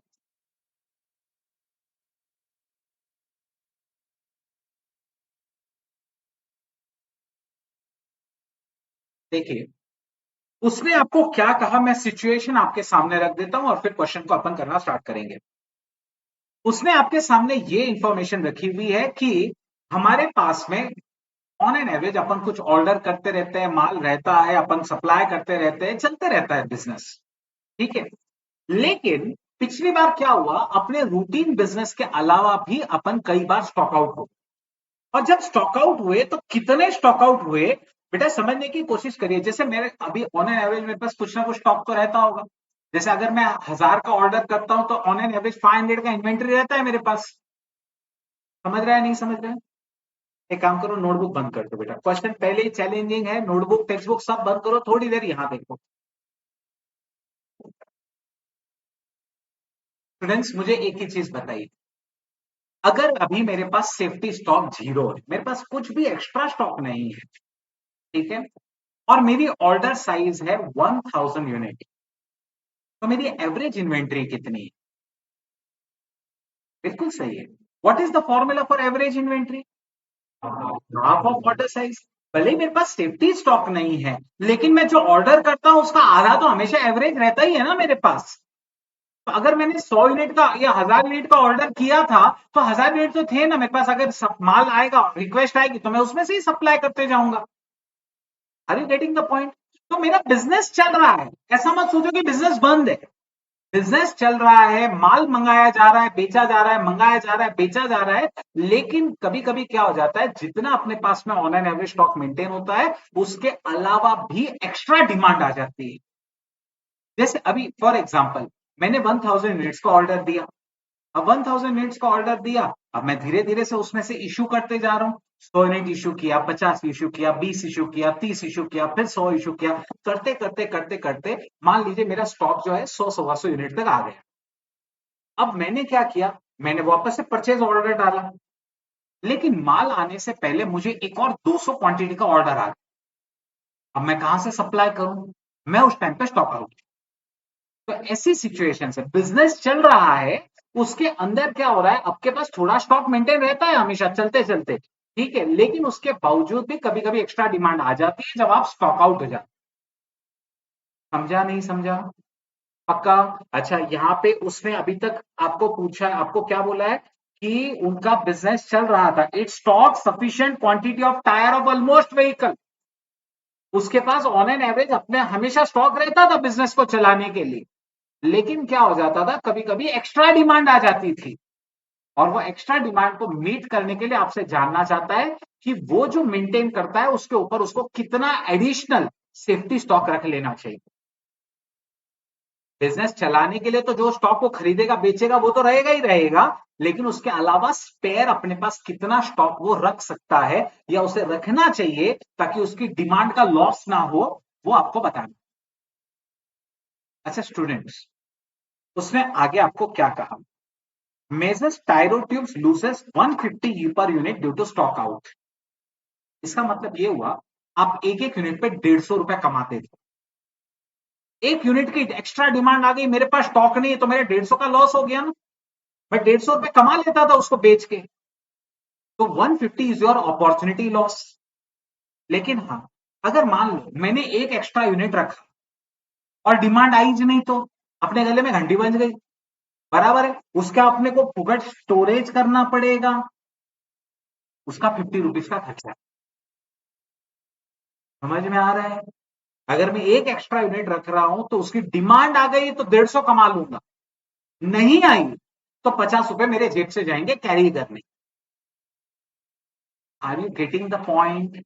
तो we'll have to check at various levels कि अपना total cost या total benefit किसमें सबसे ज्यादा हो, कितना safety stock रखोगे तब आप सारे मतलब ज्यादा फायदा कमा पाओगे। समझ रहे हैं नहीं समझ? पक्का?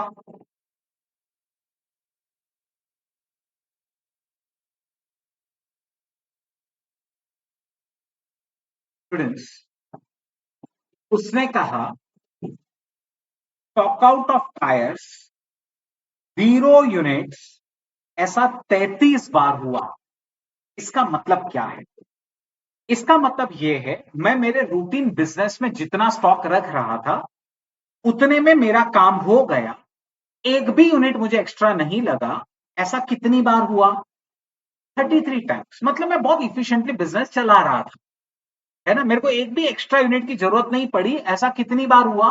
33 टाइम्स। 10 यूनिट स्टॉक आउट हुआ, ऐसा कितनी बार हुआ? 30 टाइम्स। मतलब जैसे फॉर एग्जांपल शीतल, अगर आपके बिजनेस में you are maintaining a stock of 200 tyres, ठीक है, तो डिमांड आ गई 210 टायर्स की, है ना, 10 एक्स्ट्रा टायर की डिमांड आ गई तो आप 10 यूनिट से कम पड़ रहे हैं, तो you are stock out by 10 units, और ऐसा टोटल साल भर में 30 बार हुआ। Are you getting the point? Business आपका चल रहा है, 10 यूनिट आपके शॉर्ट पड़े, ऐसा 30 बार हुआ। सिमिलरली 20 यूनिट शॉर्ट पड़े, ऐसा कितनी बार हुआ? 20 टाइम्स। 50 यूनिट शॉर्ट हुए, ऐसा कितनी बार हुआ? 10 टाइम्स। अच्छा, इसका मीनिंग क्या हुआ? 50 यूनिट शॉर्ट हुए यानी अगर आप on an average 200 unit stock hold करते थे तो डिमांड कितने की आ रही थी? 250 की। और ऐसा कितनी बार हुआ? 10 बार हुआ। सबको समझ में आ रहा है? ठीक है। 80 यूनिट से स्टॉक आउट हुए, ऐसा 5 बार हुआ, और 100 यूनिट स्टॉक आउट हो गए, ऐसा 2 बार हुआ। 100 यूनिट से ज्यादा का है ही नहीं। सबको समझ में आ गया? पक्का? ओके। नाउ स्टूडेंट्स, मुझे बताइए, अगर मैंने 100 यूनिट सेफ्टी स्टॉक रखा, 100 यूनिट एक्स्ट्रा रखा, सेफ्टी स्टॉक रखा, क्या 0 यूनिट की एक्स्ट्रा डिमांड आएगी तो आप फुलफिल कर पाओगे या नहीं कर पाओगे? 0 यूनिट की डिमांड आई तो आप फुलफिल करोगे नहीं करोगे? कर लेंगे, ऑटोमेटिक हो जाएगा। अगर 10 एक्स्ट्रा यूनिट की डिमांड आई, अपन ने तो 100 रखे, अपन फुलफिल कर पाएंगे या नहीं कर पाएंगे? कर पाएंगे, तो इसमें अपना कोई अपॉर्चुनिटी का लॉस नहीं होगा। ठीक है, 20 यूनिट अपन सप्लाई कर पाएंगे, यस। 50 यूनिट कर पाओगे, 80 यूनिट कर पाओगे सप्लाई, और 100 के 100 यूनिट की डिमांड आ गई तो क्या आप सप्लाई कर पाओगे? तो आपका स्टॉक आउट का एक भी लॉस नहीं होने वाला, आपकी एक भी अपॉर्चुनिटी कॉस्ट नहीं आएगी। अगर आपने 100 यूनिट एक्स्ट्रा मेंटेन किया तो आपका स्टॉक आउट कॉस्ट तो 0 हो गया, लेकिन 100 यूनिट को कैरी भी तो करना पड़ेगा फिर। तो 100 यूनिट इंटू 50 यानी 5000 का आपका कैरिंग कॉस्ट जरूर आएगा इसमें। आया क्या सबको समझ में? पक्का? अच्छा बेटा मेरे को एक बात बताओ, अगर हमने 80 यूनिट को मेंटेन किया तो क्या होगा? मैंने 80 यूनिट का स्टॉक मेंटेन किया, 0 यूनिट की डिमांड आई तो कोई नुकसान है क्या? 10 एक्स्ट्रा यूनिट की आई तो नहीं, 20 को सप्लाई कर लोगे, 50 को सप्लाई करोगे, 80 की भी डिमांड आई तो भी सप्लाई कर लेंगे, 80 तो है मेरे पास। लेकिन अगर 100 यूनिट की डिमांड आ गई तो अपन 20 से शॉर्टफॉल है, 20 इंटू 150 अपना नुकसान 3000 रुपए का हो, है ना? अपना नुकसान 3000 होगा, लेकिन 3000 का नुकसान और साथ में इस 80 यूनिट को होल्ड भी तो करना पड़ेगा। 80 इंटू 50 ये 4000 का इसका खर्चा। क्या सभी को समझ में आ गया? किसी को कोई डाउट? यस प्रीत, कोई डाउट? बहुत चलिए, फिर आगे बढ़ते हैं। समझ में आ रहा है सबको? अच्छा तो फिर बेटा मेरे को एक ही चीज बताओ, 80 यूनिट का जब अपन सॉल्व कर रहे होंगे तो उसमें स्टॉक आउट वाली लेवल कौन सी समझना? मतलब जब अपना रियल कॉस्ट इनकर होगा वो 80 नहीं है, वो सिर्फ 100 लेवल की डिमांड आएगी ना तो ही अपन स्टॉक आउट होंगे, मतलब तो ही जो है अपना लॉस होगा। 80 का आएगा तो अपना लॉस नहीं होने वाला, अपन पूरा फुलफिल करेंगे। अच्छा स्टूडेंट्स, अब मैं आपको तीसरा केस देता हूं, अगर मैंने सिर्फ 50 का एक्स्ट्रा स्टॉक मेंटेन किया तो क्या होगा? अगर 50 की डिमांड आई कोई दिक्कत नहीं है, लेकिन 80 की डिमांड आ गई तो हमारा 30 का शॉर्टफॉल, 100 का डिमांड आया तो 50 का शॉर्टफॉल। समझ में आया? सर क्या ये डिमांड आएगी क्या? नहीं बेटा, ये कोई जरूरी नहीं है, ऐसा लास्ट टाइम हुआ था, जरूरी नहीं है कि अगले साल भी होगा। तो इसीलिए अपन ये होने की प्रोबेबिलिटी निकालते हैं और प्रोबेबिलिटी से मल्टीप्लाई करके we calculate the expected cost. Yes, पूछिए।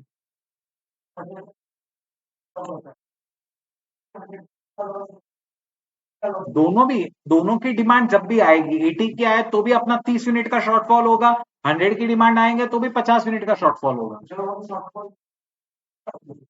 दोनों का देखेंगे, यस दोनों का देखेंगे। इनफैक्ट जब आप जीरो का करोगे ना, अपन जीरो अगर स्टॉक रखते तो अपने को सबका लेना पड़ेगा ऊपर, सबका। क्लियर सभी को? स्टूडेंट्स, इसको सॉल्व करने के लिए हमें टोटल 7 कॉलम की जरूरत होगी, but before that let us calculate the probability for various cases. How do we calculate the probability in the various situations? एक काम करिए, इस सबका टोटल करिए, इन सबका टोटल करिए, number of time stock out.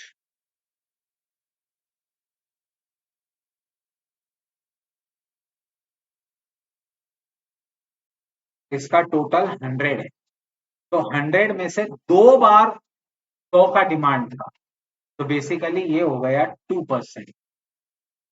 2% यानी कितना हुआ? क्या मैं कह सकता हूं 0.02? समझ में आया? What is the probability? 0.02 probability decimals में लिखी जाती है फ्रॉम 0 to 1। क्या आप मुझे बता सकते हैं फिर ये 80 की प्रोबेबिलिटी क्या मानी जाएगी? 5% यानी कितना? 0.05। What about the probability for 10? तो 0.10। What is about 20? 0.20, 0.30, 0.33। क्या सबको क्लियर है? चलिए, मेक अ प्रोबेबिलिटी डिस्ट्रीब्यूशन। चलिए, प्रोबेबिलिटी डिस्ट्रीब्यूशन, सॉल्यूशन में लिखना है प्रोबेबिलिटी डिस्ट्रीब्यूशन।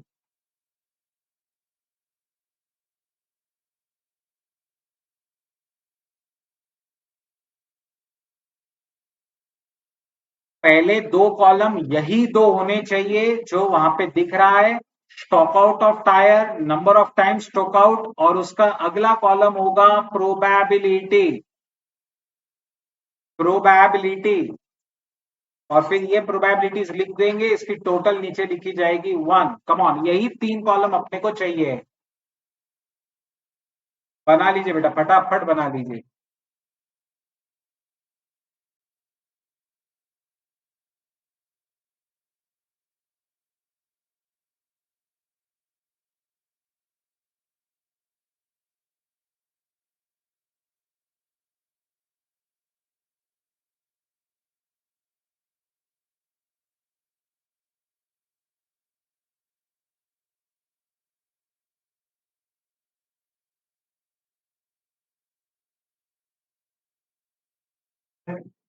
यस।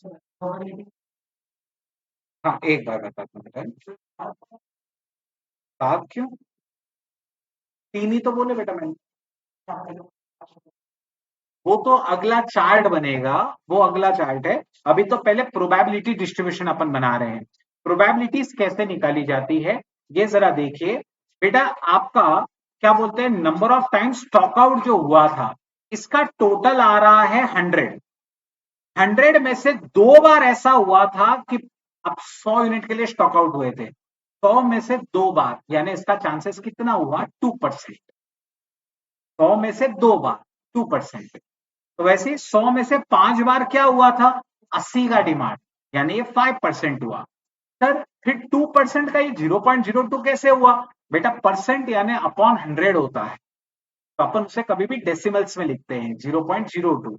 वैसे ही 5% हम लोग 0.05 लिखेंगे। 10% 0.10 लिखा जाएगा। आया समझ में? ठीक। बेटा आपको यही 3 कॉलम बनाने हैं। पहला कॉलम होगा स्टॉक आउट, दूसरा column same to same number of time stock out, और तीसरा कॉलम जो होगा वो होगा बेटा प्रोबेबिलिटी।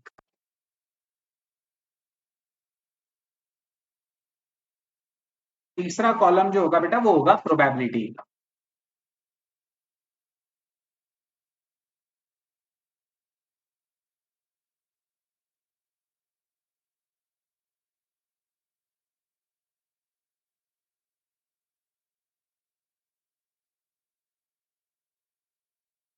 क्या टोटल लिखना है ना 100?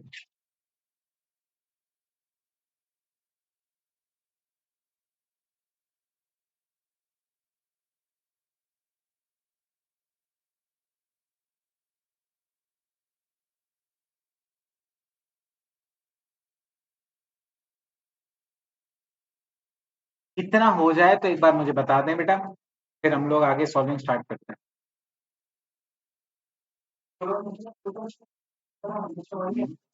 हाँ लिखो तो बेटर है। दिक्कत क्या है?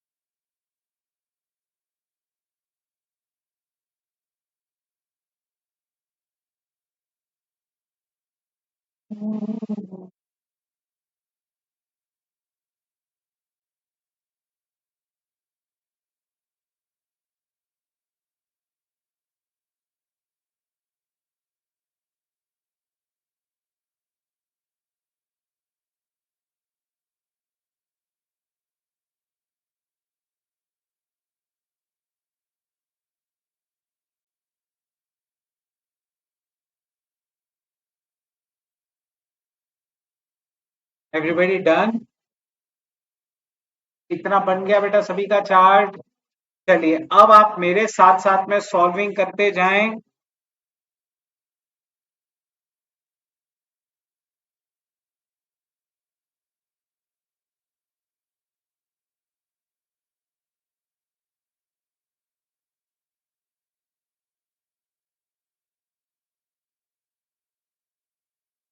Computation of most optimum safety stock level. Safety stock level.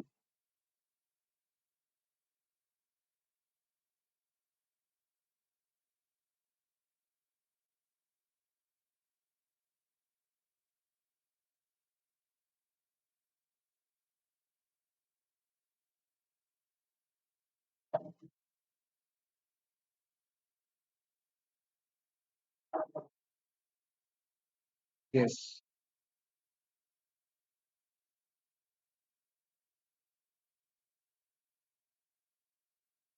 एक second.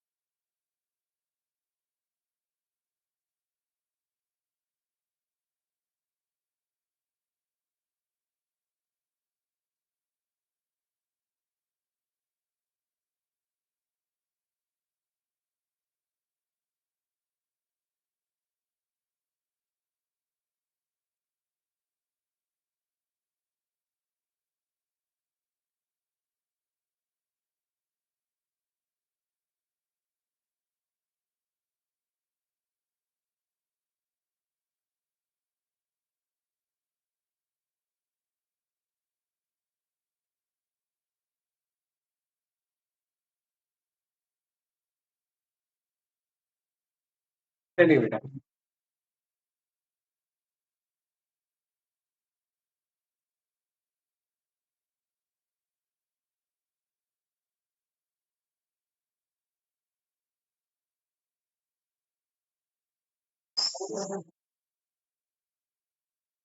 50 stock level slash demand,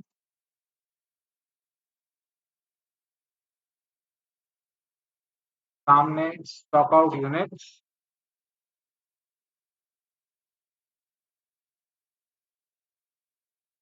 stock out cost तीसरा कॉलम, चौथा कॉलम प्रोबेबिलिटी, चौथा कॉलम बेटा प्रोबेबिलिटी, पांचवा कॉलम, ये अगले तीन column expected stock out cost, carrying cost, total cost. बड़ा है, फेस लगेगा।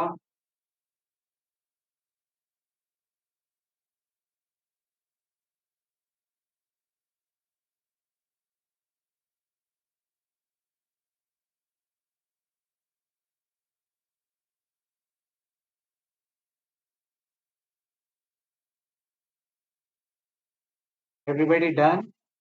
अब स्टूडेंट्स एक एक करके अभी आप थोड़ी देर के लिए अपनी नोटबुक में कुछ मत लिखो, बस यहां देखो, ठीक है?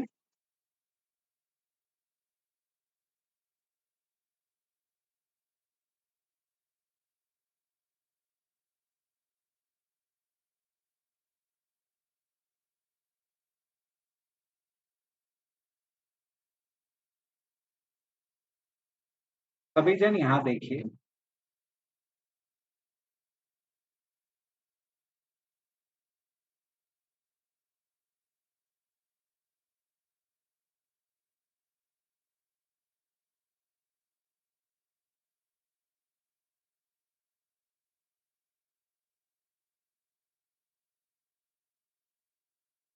अगर मैं सेफ्टी स्टॉक 100 यूनिट्स का रखता हूं, ठीक है, और डिमांड अभी मुझे कितने की भी आ गई, चाहे वो 0 की आ गई या 10 की आ गई, 20 की आ गई, मैं किसी भी केस में मुझे बताओ स्टॉक आउट होगा क्या? नहीं। तो स्टॉक आउट होगा नहीं, स्टॉक आउट का कॉस्ट बिल्कुल 0, ठीक है। प्रोबेबिलिटी कितना भी लो उसका पूरा 1 ही आएगा, लेकिन अल्टीमेटली प्रोबेबिलिटी 100%, क्योंकि सभी का आउटपुट जो है, सभी मिलकर जो है उसका क्या बोलते हैं 100% ही हो रहा है। उसका एक्सपेक्टेड कॉस्ट बिल्कुल 0 है, क्योंकि मैं कोई भी अपॉर्चुनिटी मिस नहीं करूंगा। लेकिन मुझे बताओ फिर कैरी करने का खर्चा कितना आएगा अगर मैंने 100 यूनिट मेंटेन किए थे? 5000, बिल्कुल 5000 मेरा कैरी करने का खर्चा आएगा। तो इन दोनों की जो टोटल है, एक्सपेक्टेड स्टॉक आउट कॉस्ट और कैरिंग कॉस्ट, इसे हम लोग कहेंगे टोटल कॉस्ट, ठीक है। देखिए अभी आपको फर्स्ट इसमें नहीं समझेगा, सेकंड वाले में रियल में समझ में आए, और थर्ड वाले में तो और पक्का हो जाएगा। प्लीज अपनी नोटबुक में कुछ मत लिखिए, सिर्फ यहां देखिए। क्वेश्चन इजी नहीं है, मैंने जब से चालू किया तब से मैंने आपको कहा ही। प्रोबेबिलिटी माइनस कैसे आएगा बेटा? नहीं नहीं नहीं।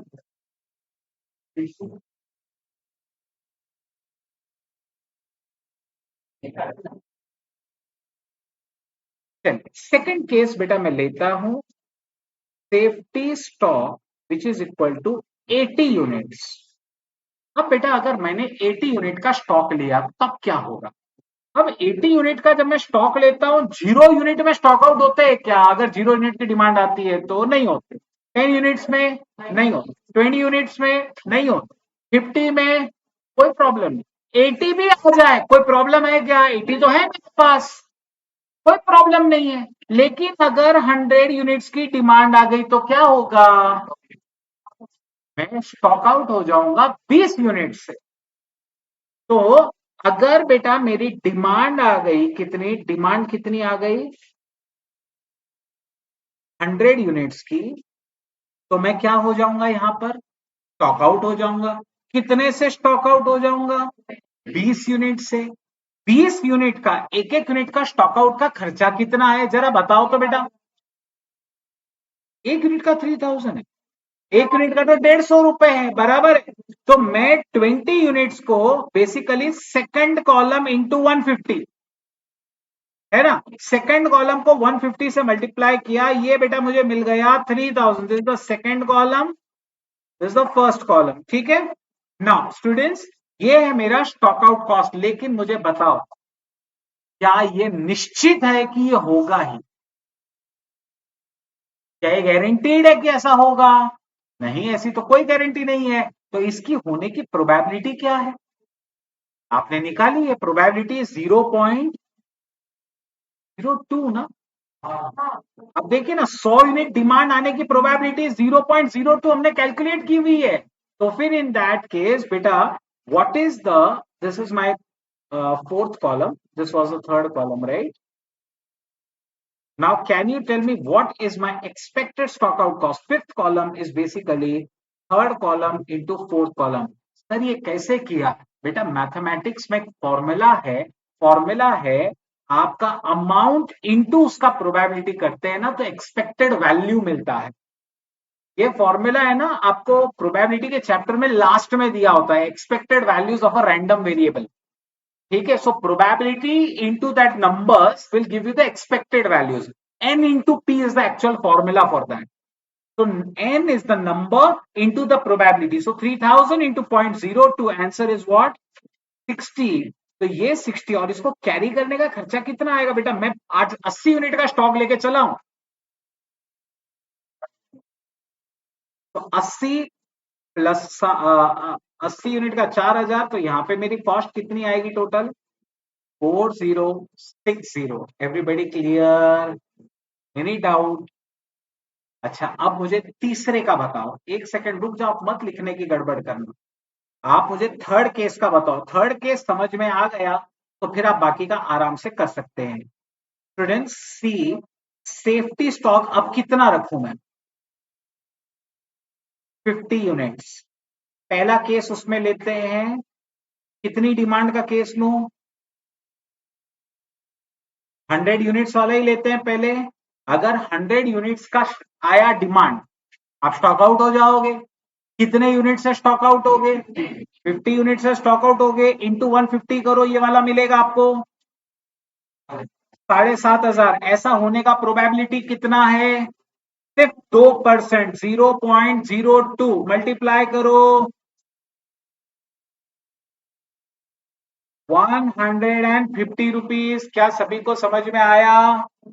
सर आप कैरिंग कॉस्ट निकाल लो बेटा। अभी नहीं। क्यों अभी नहीं? क्योंकि जब 50 यूनिट आप मेंटेन करते हो ना, तो 100 यूनिट की डिमांड आएगी तब भी प्रॉब्लम है, 80 की डिमांड आएगी तब भी प्रॉब्लम है। तो अब आपको 80 यूनिट की भी डिमांड का कैलकुलेट करना चाहिए। तो चलिए मैं 80 यूनिट की डिमांड का भी कैलकुलेट कर रहा हूं। 80 यूनिट की डिमांड आई तो कितने स्टॉक आउट हो गए? 30। नुकसान कितना? 30 इंटू 150, 4500। उसकी प्रोबेबिलिटी कितनी? उसकी प्रोबेबिलिटी 0.05 मल्टीप्लाई करो 225। अब इसका टोटल कर लीजिए, 375 is the expected stock out cost. Carrying cost भी निकालो बेटा 50 यूनिट्स का। 15 यूनिट्स का कितना आ रहा है? 150 है ना कुछ तो भी। कितना है, 50 यूनिट है क्या, कितना है, 50 रुपए है क्या? हाँ 50 है, सॉरी। तो 50 इंटू 50, 2,500 कितना हो जाएगा, 2875। क्या सबको समझ में आया? कुछ समझा?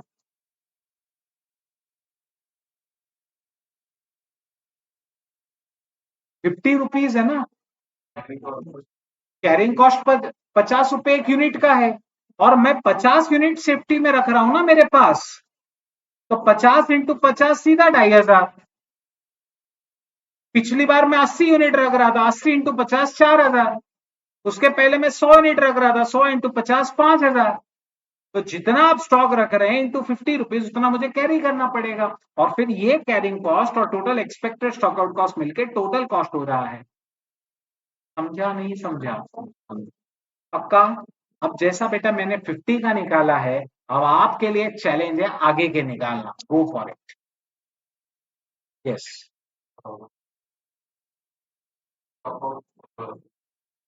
Expected stock out cost. देखिए, आपका नुकसान जैसे 50 यूनिट की डिमांड आएगी तो आपका नुकसान 7,500 हो जाएगा। है ना? है ना, 7,500 का अपॉर्चुनिटी होगा। लेकिन ऐसा होगा ही क्या अगर आई ज नहीं डिमांड तो? अपन आज थोड़ी बोल सकते हैं कि डिमांड आएगी ही आएगी। अपन तो अंदाजा ही बोल सकते हैं ना। तो अपना प्रोबेबिलिटी जो था वो था सिर्फ 2%, ऐसा होने का चांस है सिर्फ 2%। तो अपन 7,500 इंटू 2%, 150 लेके कर रहे हैं। That's the expected cost.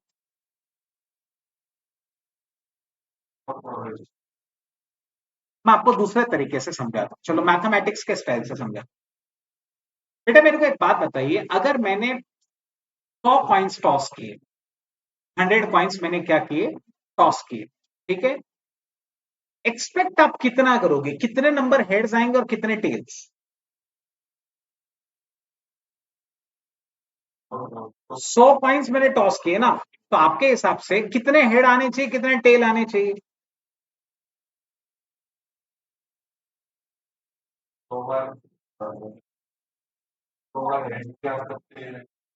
वो तो आने को तो कुछ भी आ सकते हैं बेटा, वैसा नहीं पूछ रहा हूं मैं। आप एक्सपेक्ट क्या करोगे मैथमेटिकली?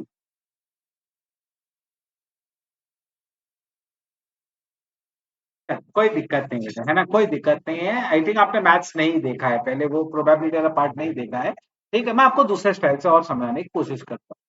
देखिए, अगर मैं ना 2 कॉइन उछालूंगा, मुझे पता है मैं एक कॉइन उछालता हूं ना तो यार हेड हो सकता है या टेल हो सकता है, दोनों का आधा आधा चांस है।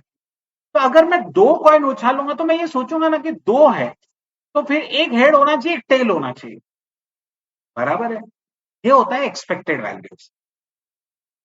मैं एक्सपेक्ट करूंगा कि एक हेड आएगा एक टेल आएगा, ये अलग बात है कि प्रैक्टिकली कुछ भी हो सकता है, हो सकता है दोनों हेड आ जाए दोनों टेल आ जाए। लेकिन ये जो अपन कैलकुलेशन कर रहे हैं ये मैथमेटिकल कैलकुलेशन है, कि मैथमेटिकली कितने हेड होने चाहिए, कितने टेल होने चाहिए।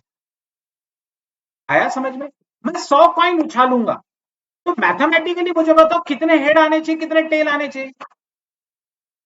50 हेड आने चाहिए, 50 टेल आने चाहिए, बिल्कुल सही है। ये मैथमेटिकल व्यू। उसी तरीके से मेरे को 50 यूनिट पे 7,500 का लॉस होगा, लेकिन इसकी गारंटी क्या है? इसकी कोई गारंटी नहीं है, है ना। तो हम लोग मैथमेटिकली निकालने की कोशिश करते हैं कि इसका ये होने का चांसेस कितना है, सिर्फ 2%। तो मैथमेटिकली आपका इसके कारण जो खर्चा होगा वो है 150। ठीक है। आप बोले सर हमारा खर्चा तो 7,500 होगा, लेकिन ये 7,500 तो तब होगा जब आप लिख के दे मुझे कि आपको 50 यूनिट का डिमांड आएगा ही। अभी उसकी तो कोई गारंटी नहीं है। तो मैथमेटिकली अपन अंदाजे से समझ रहे हैं कि अपना खर्चा 150 रुपए का होगा उसके लिए। है ना समझ में? ये मैथमेटिकल कैलकुलेशन है, मैथमेटिकल।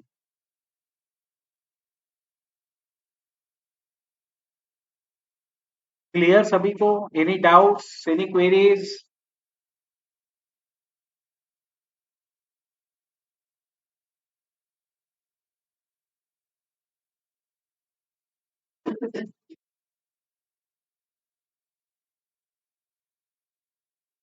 चलिए बेटा, जैसा मैंने ये वाला सेफ्टी स्टॉक 50 यूनिट का किया, वैसे ही आप अगला करेंगे। सेफ्टी अगला केस कौन सा है? 50 के बाद क्या है? 20। तो आपको टोटल 3 केस अभी और करने हैं बेटा, 20, 10 और 0। याद रखिएगा, बड़ा होने वाला है सॉल्यूशन, 20, 10 और 0।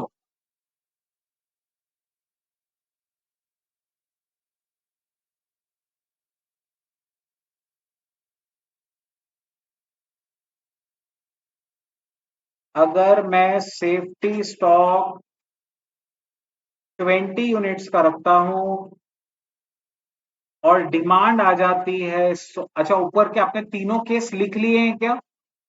एक मिनट, कंप्लीट कर लीजिए बेटा, कंप्लीट कर लो, फिर आगे का करते हैं।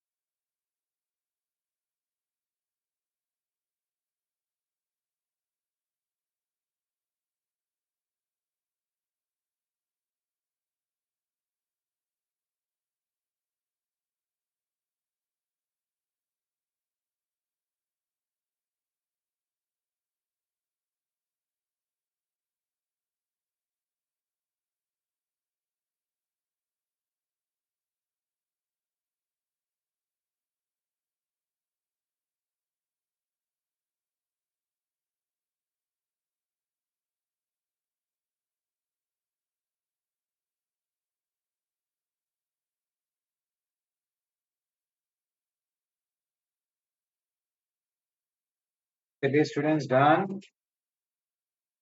इतना हो गया तो बेटा आप लोग आगे का भी कैलकुलेशन फटाफट कर सकते हैं। क्या आप मुझे बता सकते हो, अगर सेफ्टी स्टॉक बेटा 20 यूनिट रखा तो क्या होगा?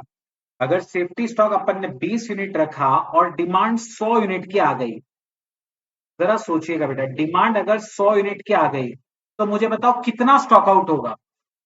80 यूनिट स्टॉक आउट होगा, सही है। ये होगा तो आपका क्या बोलते हैं, नुकसान कितना हो जाएगा? 80 इंटू 150, तो 150 इंटू 80 आई थिंक 12,000 का नुकसान हो जाएगा। इसका होने का प्रोबेबिलिटी 0.02। तो 80 इंटू 150, 12,000 इंटू 0.02, ये होने का तो हमारा एक्सपेक्टेड कॉस्ट है 240 रुपए। क्या सबको समझ में आया?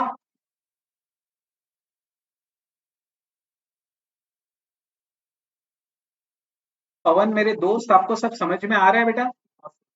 अच्छा, क्या समझा बताओ तो जरा।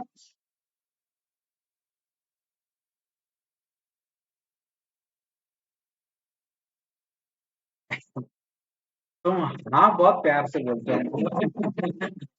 मेरे को बहुत पसंद है। चलिए कोई नहीं बेटा, है ना। देखिए मैं आपको वापस समझा देता हूँ। सेफ्टी स्टॉक अगर हमने 20 यूनिट अपने पास स्पेयर रखे, ठीक है, और डिमांड अचानक से 100 यूनिट की आ जाती है, अपन क्या करेंगे, 100 में से 20 तो सप्लाई कर देंगे, बराबर है, जो अपन ने अपने पास रखे हैं। 80 यूनिट अपन नहीं कर पाएंगे। तो 80 यूनिट पे अपन जो 150 रुपए कमाने वाले थे वो नहीं कमा पाएंगे। तो 80 इंटू 150 अपना 12,000 रुपए का नुकसान हो जाएगा। आया समझ में? क्वेश्चन में दिया हुआ है बेटा कि एक एक यूनिट का स्टॉक आउट का कॉस्ट 150 रुपए है। अपन ने इसे 150 से मल्टीप्लाई किया, ये हुआ 12,000। और डिमांड 100 यूनिट आने की प्रोबेबिलिटी है 0.02, ये आप पहले ही निकाल चुके हैं। आया समझ में? तो फिर अपन ने क्या किया, 12,000 ऐसा होने का चांस है 0.02, n into probability gives you the expected value. Expected है 240 रुपए का लॉस। अच्छा फिर मुझे बताओ, अगर डिमांड बेटा 80 यूनिट की आई तो क्या होगा? अगर डिमांड 80 यूनिट की आई और हमारे पास 20 यूनिट सेफ्टी के पड़े हैं, कितना स्टॉक आउट है? बिल्कुल सही है। मल्टीप्लाई करो 150 से, मुझे बताओ ये कितना आएगा? 9,000 स्टॉक आउट कॉस्ट। ऐसा होने का प्रोबेबिलिटी कितना है? मल्टीप्लाई करें बेटा 9,000 इंटू 0.05, 450 रुपए। क्या सबको समझ में आ गया? अच्छा, अब एक और आएगा ना बेटा यहां पे, अगर डिमांड 50 यूनिट की आई तो क्या होगा? स्टूडेंट्स, अगर डिमांड 50 यूनिट की आई तो 30 यूनिट का स्टॉक आउट, 30 इंटू क्या बोलते हैं 150 रुपए, 4,500 का लॉस। ये होने का प्रोबेबिलिटी कितना है? 10 ना। मल्टीप्लाई करिए 450। सबको क्लियर है? अच्छा, डिमांड अगर 20 यूनिट की आई तब तो अपने पास में स्टॉक है, अपने कोई प्रॉब्लम नहीं है। इन सबकी टोटल कर लीजिए 1140, और इसका 20 इंटू 50 रुपए ना कैरिंग कॉस्ट, तो 1000 टोटल कर लीजिए। क्या सभी को समझ में आ गया? ठीक है। अब बेटा वैसे ही सेफ्टी स्टॉक 10 यूनिट का आप कैलकुलेट कर लीजिए।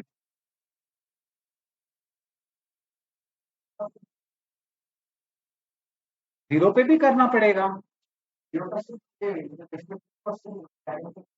हाँ, कैरिंग कुछ नहीं आएगा उसमें, सही है, कैरिंग कुछ नहीं आएगा। चलिए बेटा, safety stock of case E, safety stock 10 units. अगर मैं 10 यूनिट का सेफ्टी स्टॉक रखता हूं तो बेटा पहली डिमांड 100 यूनिट की आई तो क्या होगा? डिमांड 100, 80, 50 और 20।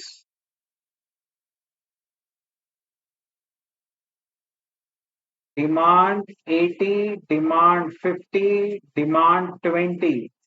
अगर ऐसा हुआ, अच्छा स्टूडेंट्स मुझे बताओ यूनिट्स कितने होंगे? यूनिट्स 10 यूनिट मेरे पास सेफ्टी है और डिमांड है 100 की।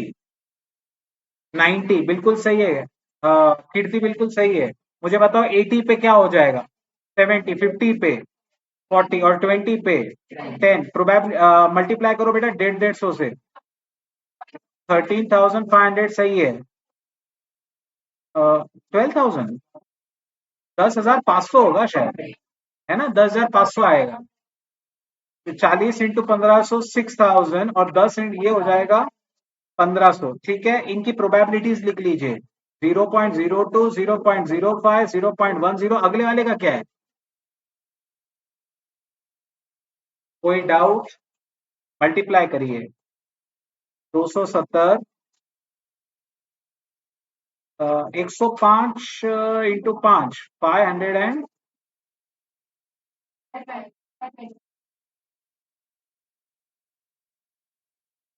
टोटल करो 169 पर है। और कैरी करने का खर्चा कितना है? 10 यूनिट का। टोटल करो।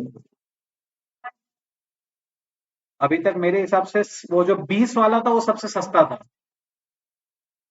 2140 वाला वो सस्ता था। ये बढ़ गया वापस, ये बढ़ गया तो अगला वाला तो और बढ़ जाएगा।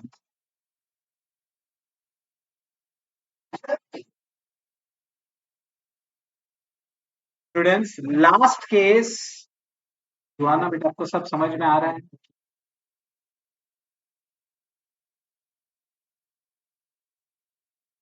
Safety stock 0 units and demand 100, demand 80, demand 50, demand 20, demand 10। 10 में भी अपन स्टॉक आउट ही है, बराबर है। पूरा का पूरा लॉस है 100, 80, 50, 20, 10। Everybody clear? अच्छा, लॉस करो इंटू 150 करो। 15,000, 12,000, 7,500, 3,000, 1,500 बराबर है। प्रोबेबिलिटी 0.02, 0.05, 0.10, 0.20। आखिरी वाले का क्या है? आई थिंक 0.30 होगा, है ना? चलो करो बेटा मल्टीप्लाई। तो 300, 240, नहीं 240 नहीं, 600 होगा ना? 600, उसके बाद में 750, उसके बाद में 600 और 450, टोटल 2,700। कैरिंग कॉस्ट तो जीरो है क्योंकि अपन सेफ्टी रख ही नहीं रहे। तो 2,700। Now which is the most optimum safest stock level? 20 units पे हमारा जो कॉस्ट है वो सबसे मिनिमम आ रहा है, दैट इज 2140। यस।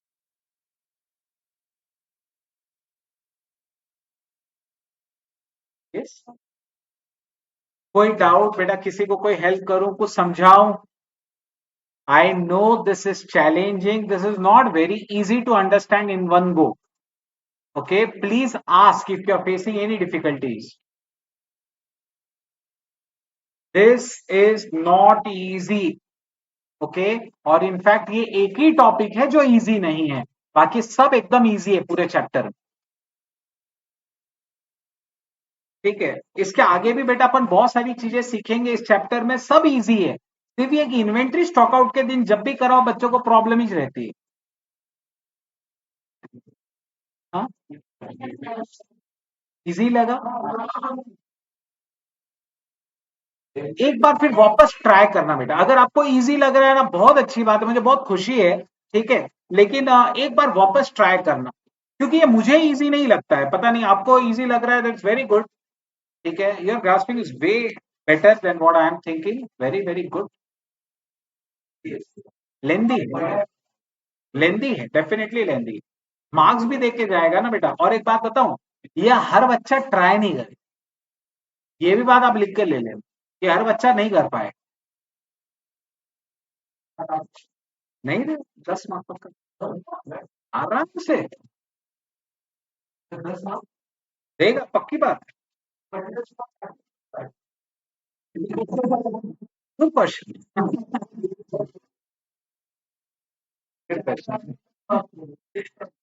प्रॉब्लम ये है ना, वेरी होते रहता है, तो डोंट वरी, वेरी होते रहता है। चलिए स्टूडेंट, सबको क्लियर हो गया? किसी को कोई डाउट्स?